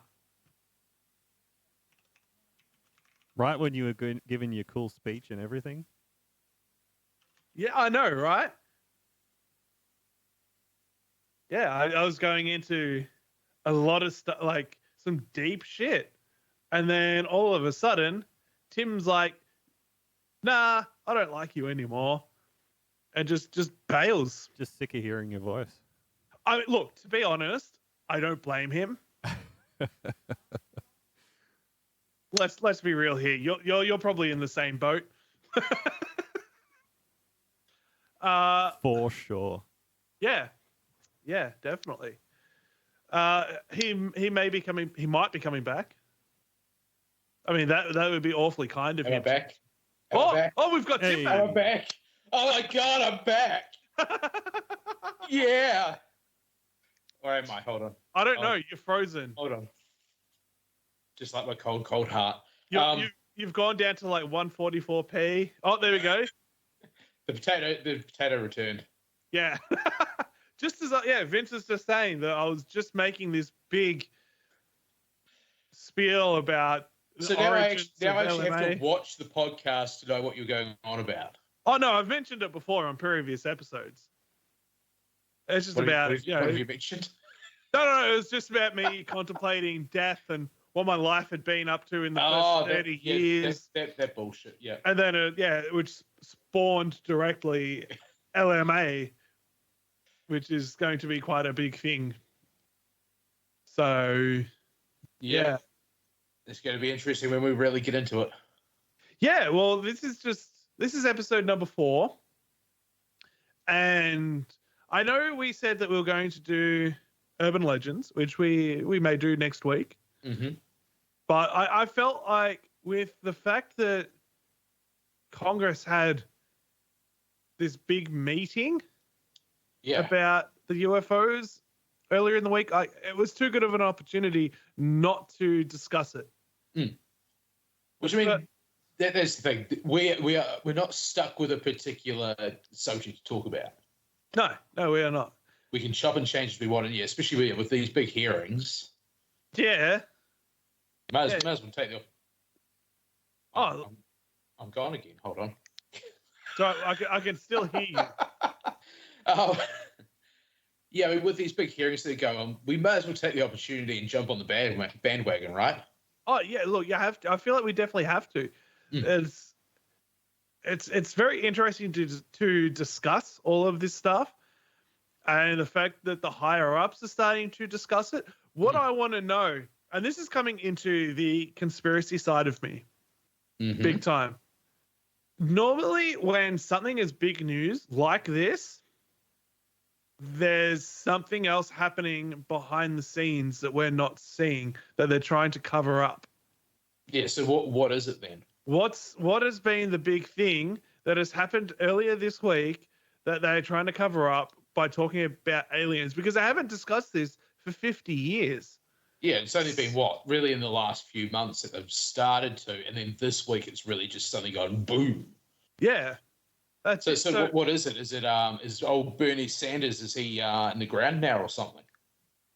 Nah, I don't think Colonel it's someone Sanders, dying. Is he? Maybe it's the 11 secret herbs and spices has officially been revealed. And they're like, no, we cannot let this information out, and we must cover it at all costs. No, whitewash it with UFOs. People love UFOs. We can't get in 11 herbs and spices. Or maybe Jesus had his second coming, and they're like, nah, this is too big. We got to cover it up. UFOs. Oh, my mind went to that dirty place. Oh, for fuck's sake. Really? Yeah. I mean, I'm not surprised. I'm genuine. I am not surprised, but I don't know why I expected more from you, to be honest. I really don't know why. A lot of people do expect more from me. I mean, that's probably why my father doesn't talk to me anymore. But that's another story. We can only dream. I mean, no, I love you. You're a good friend. No, that's no, that's false. Yeah. You can't say things like that. That's not okay. Actually, okay, so this is something that I don't know if people listen to the podcast and are genuinely wanting me to ask this again, because we have discussed this. But for anyone that is playing at home, Tim, are you still single? Yes, I am. But there has been a slight development, I hear. Yes, but that development is sounding like it's cancelled. Not for the long term or for the short term? For the short term, at least. Yeah, so there has been progress, though. There has been progress. There's progress last week. There's been progress this week, but yeah. I'm just checking my messages now. So yeah, it's still on hold. Yeah. Yeah. Oh, So, ladies, I'm still available. Have you asked her if she listens to the podcast? I don't want her to listen to the podcast at this rate. Look, I think that's fair and reasonable. This is one of those things that you hide until you're like, well and truly comfortable. Until we've been married for like 20 years, and they'd be like, hey, honey, by the way. All No, those until we're times that I successful. told you I was off cheating, I was actually recording this podcast with those two dickheads. How dare you lie to me? The cheating I could handle, but the podcast, no. Wow. Oh, gee whiz. That's all right. My wife has not listened to this podcast at all. It's all right. My ex-wife refuses to listen to it. I mean, that's understandable considering it's your ex-wife. Well, no, that it was more. Why would I want to waste 3 hours listening to a podcast? Yeah. I mean, if me and my wife broke up, we got a divorce, and then she started a podcast, yeah, I probably wouldn't be listening to it either. Yeah, I mean, there's reasons why I don't listen to it either. Yeah, and I'm on the bloody thing. Yeah, I was going to say, because you've already sat through it for 3 odd hours, and you don't want to have to spend another 3 hours listening back again. Honestly, it's because I think it's also because my drive to and from work isn't as long now. It's only like 15, 20 minutes. Yeah, right. So by the time I've, actually sort of got back into it, and given the fact that I'm driving through traffic in Cranbourne and Frankston, which is bad enough when there's nobody on the road, but I'm driving while there's people on the road. I kind of don't want to be distracted by the fact that I'm pissing myself laughing, listening to myself making an ass of myself. Yeah, and you don't have a job where you can listen to the podcast either. No, well, I mean, I probably could, but I'd get fired pretty quick. Yeah. So. Yeah, and unfortunately, like I said earlier, I didn't win the $80 million, so I can't put you onto a $100,000 a year salary to do this full time. And until that happens, I've kind of got to just put up with listening to Gold 104.3. Really? You don't even put on a CD or anything like that? Well, at work. Oh, you listen to... Okay, at work, yeah. Even in the car, I still listen to normal old radio. Yeah. I don't know why. Because I don't have Bluetooth in my car, and yes, I still do have CDs. I have a whole... remember the old school folders of them? I still have a whole one of those. Dude, I had one of those until a couple of years ago. I've still got it sitting in my car somewhere. I say somewhere because my car's such a fucking mess. I don't know where it is. But I still have one of those in my car somewhere. What you should get, and what I've got, my car doesn't have Bluetooth. So I actually got a little thing that goes into the accessory port. Yeah, I've kind of been thinking about that. Yeah. I also did get a big bench speaker and put that on the back seat. But it's just remembering to plug it in and put it back onto the back seat after I moved it last. So yeah, right. Nah, just get the little accessory thing, and then it connects to your radio, so you tune your radio to the frequency, play by Bluetooth, and that's what I do. Yeah. But then again, to get home, it takes me like an hour. Yeah, exactly. So you see, there's no real point. You can't really have a decent listen to anything in like 20 minutes. Yeah. Especially with us. I mean, 20 minutes can literally just be us talking shit about nothing in particular. So 20 minutes is our intro. Yeah. Let's be real here. 20 minutes, that's our intro. Actually, to be fair, today's episode, we got into it pretty quick. We did, but we were also talking for nearly an hour beforehand. So yeah. Yeah. Which is why you should watch us on the stream on Twitch, because we've got that banter before we start actually recording, which we play on Twitch. Yeah. So that's a reason to jump in on Twitch. Normally at 1 o'clock on a Saturday that we stream. It's Melbourne time. But yeah, today's a little bit different because of reasons. But that's okay. It is what it is. I blame Scott Morrison and Anthony Albanese, who it looks like Anthony Albanese is the new PM of Australia. Is the new PM of Australia. Thank Christ. So that's going to be interesting to see what he does and how he handles the complete and utter shit show that Scott Morrison has left behind. Oh, he couldn't really do any worse. Oh, actually, he probably could do worse. But I don't just say he couldn't do worse. any worse. No, I don't think he can do worse. I don't think it's but he has a lot of cleaning up to do now. Yeah. If the only thing that he achieves in his for anyone taking over from Scott Morrison, that's a tough ask. If the He's going to only look real thing good. that Anthony Albanese can achieve in his term is a federal ICAC that actually works, he will have done more to aid Australian democracy than anyone before him. Yeah, but what are the chances of him being able to do that, though? We shall see. He mentioned it in his like victory speech last night. Oh, So okay. It's definitely something that he's bringing up on his own volition. Wow. So maybe. Okay, that's interesting. And I You saw see, that. I can't really comment on any of this political stuff because at the end of the day, I can't vote. True, you're not allowed to vote because you're an illegal alien. So that's why we're talking about aliens. Yeah, because we have an illegal alien in our midst. Folks, let me just say, I'm not an illegal alien. I am a New Zealand citizen, but thanks to the government that likes to charge, $15,000 for a hard-working taxpayer to become a citizen. Is it really? I cannot. It's a fucking fair whack. Like, I have to go through permanent residency, and I have to get permanent residency first. That's difficult enough to get. The government makes it so that you have to be earning over $50,000 a year, which is hard when you consider that most employers either hire casual or part-time. I have to make $50,000 a year before I can get permanent residency, which I pay a fairly decent chunk to get that. And then I have to pay another decent amount to get citizenship. Wow.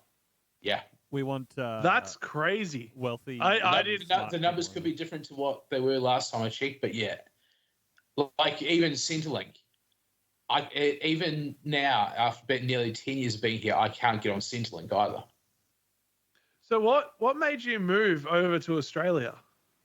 Change of lifestyle, and also I was living in Christchurch where they had all the earthquakes. Yeah. And yeah, no, it wasn't so much getting away from the earthquakes, it was getting away from the fact that even after I think we moved over like 4 years after they happened, just nothing was actually being done about it. There wasn't enough progress. Yeah. So we're like, we'll go somewhere where the money's a bit better, where the milk, things like the price of milk.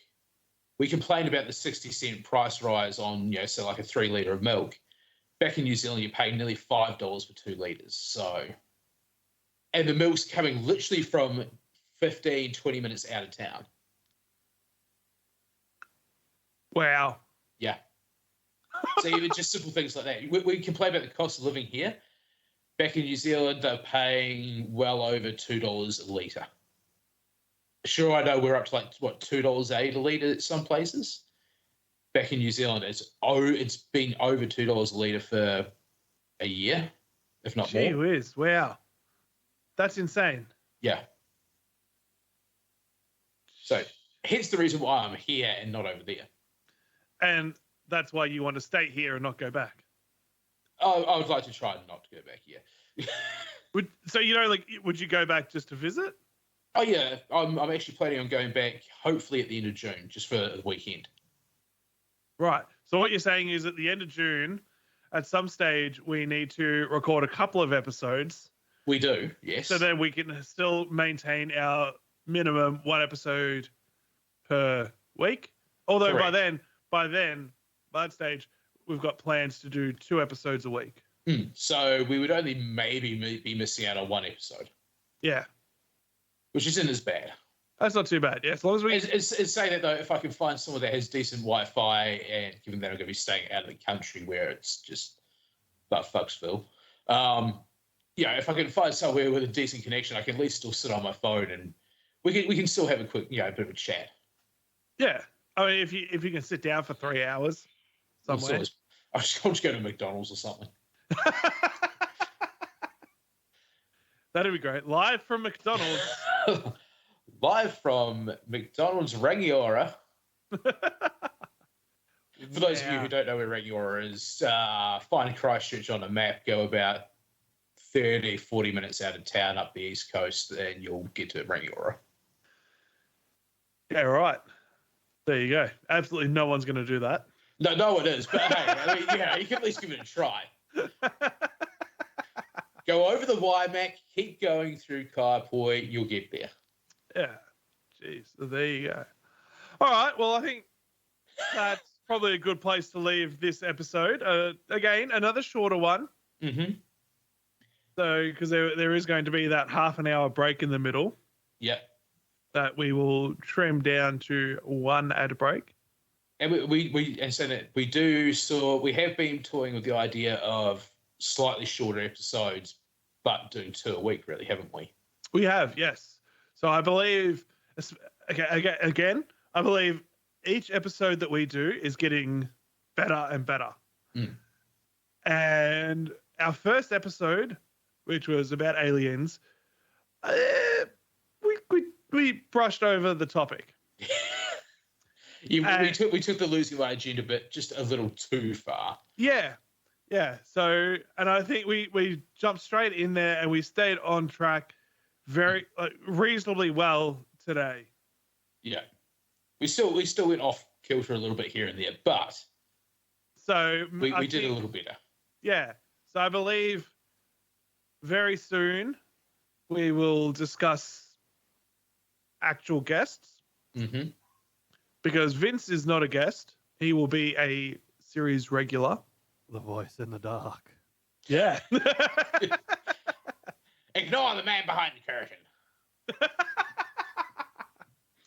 Yeah.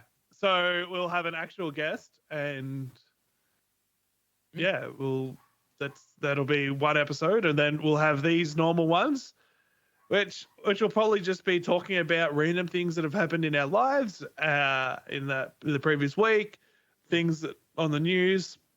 Hell, it might be random things that are happened, multiple years ago, and that we're discussing. Who knows? I don't. I don't know until about half the time until it comes out my mouth. So yeah, no. That's fair. So yeah, that'll be what we do. That'll be the process going forward. So if you have any potential guests for us, let us know. Hit us up on our social media. We are on Instagram and Twitter at Losing My Agenda. So you can contact us directly there, and I will reply because Tim, as our social media manager, has not even logged in, I don't believe. I have logged in, thank you. Have you ever opened up the app and done anything on there? Or just Twitter? Logged in? Twitter, Instagram, either one. Well, Instagram, no. Twitter, I've logged in and I've looked at notifications, but that's about it. Cool. That's some high quality social media work. I know, right? I'm doing a really good job of it. Yeah. I make all of the posts. I do everything.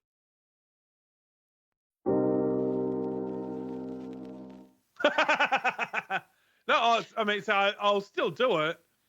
You can just also contribute. Yeah, occasionally. Oh. Yeah, sorry, I broke the stream. Yeah. Oh, what are you doing, Vince? Jesus Fine, I fixed Christ, it. Vince. The first time you hear, okay, that's a strike, Vince. You get a strike for that. Yep. You'll probably notice that there's a lot of other strikes throughout the video. Oh shit. Yeah, so you can find our Instagram and our Twitter down in the show notes below, or just search us up on whatever social media platform you like. Whichever one tickles your fancy. We're on both, and we will reply on both. So if you are someone who would like to be on the show, or if you know someone who might be good to have on the show to discuss whatever topic it is, we're open to suggestions. Let us know. You can find us on YouTube. We have the LMA podcast channel and also Losing My Agenda, which is a separate channel where we will be uploading videos. We are organizing a shoot day soon to try and knock out a whole bunch of videos and get that rocking and rolling very shortly, I hope. That's going to be very different to this. Very, very different indeed. So it was so slightly more serious. Yeah, yeah, but still about challenging us. This is about challenging us intellectually and opening us up to different aspects of life that we may not have considered, different points of view. It's about learning and growing, which is, I mean, at the basis, that's what the YouTube channel is directly about, but in different ways. So, yeah, that's going to be very interesting once we get the ball rolling on that. Anything else that you can think of, Tim or Vince? Either one, chime in with stuff. No. Nope. Well. Okay, sweet. That about wraps that up then, doesn't it? Nice, neat little bow. You can find us over on Spotify, on Apple Podcasts, Google Podcasts, TuneIn, Pandora, CastBox. I'm sure there are other streaming platforms out there where you can find us. We stream every week, 1 p.m. on a Saturday afternoon, Melbourne time on Twitch. Come and hang out. And don't forget that we do also stream 24 hours a day with the pre-recorded podcasts.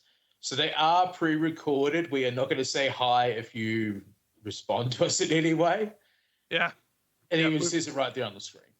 Yes, it does. Have a look. We cannot stop the recording and say hi because we may be asleep. It may be in the middle of the night. We may be at work. Who knows? Anything's possible, really. So thank you for joining us here on this episode. And we will be back next week, possibly talking about urban legends. Possibly. Maybe. Yeah. Unless something else pops up in the meantime. Well, look, it's entirely possible. We'll find out Tuesday if something else pops up on Tuesday. All right. Thanks, folks. See you next week. See you all later. Yeah.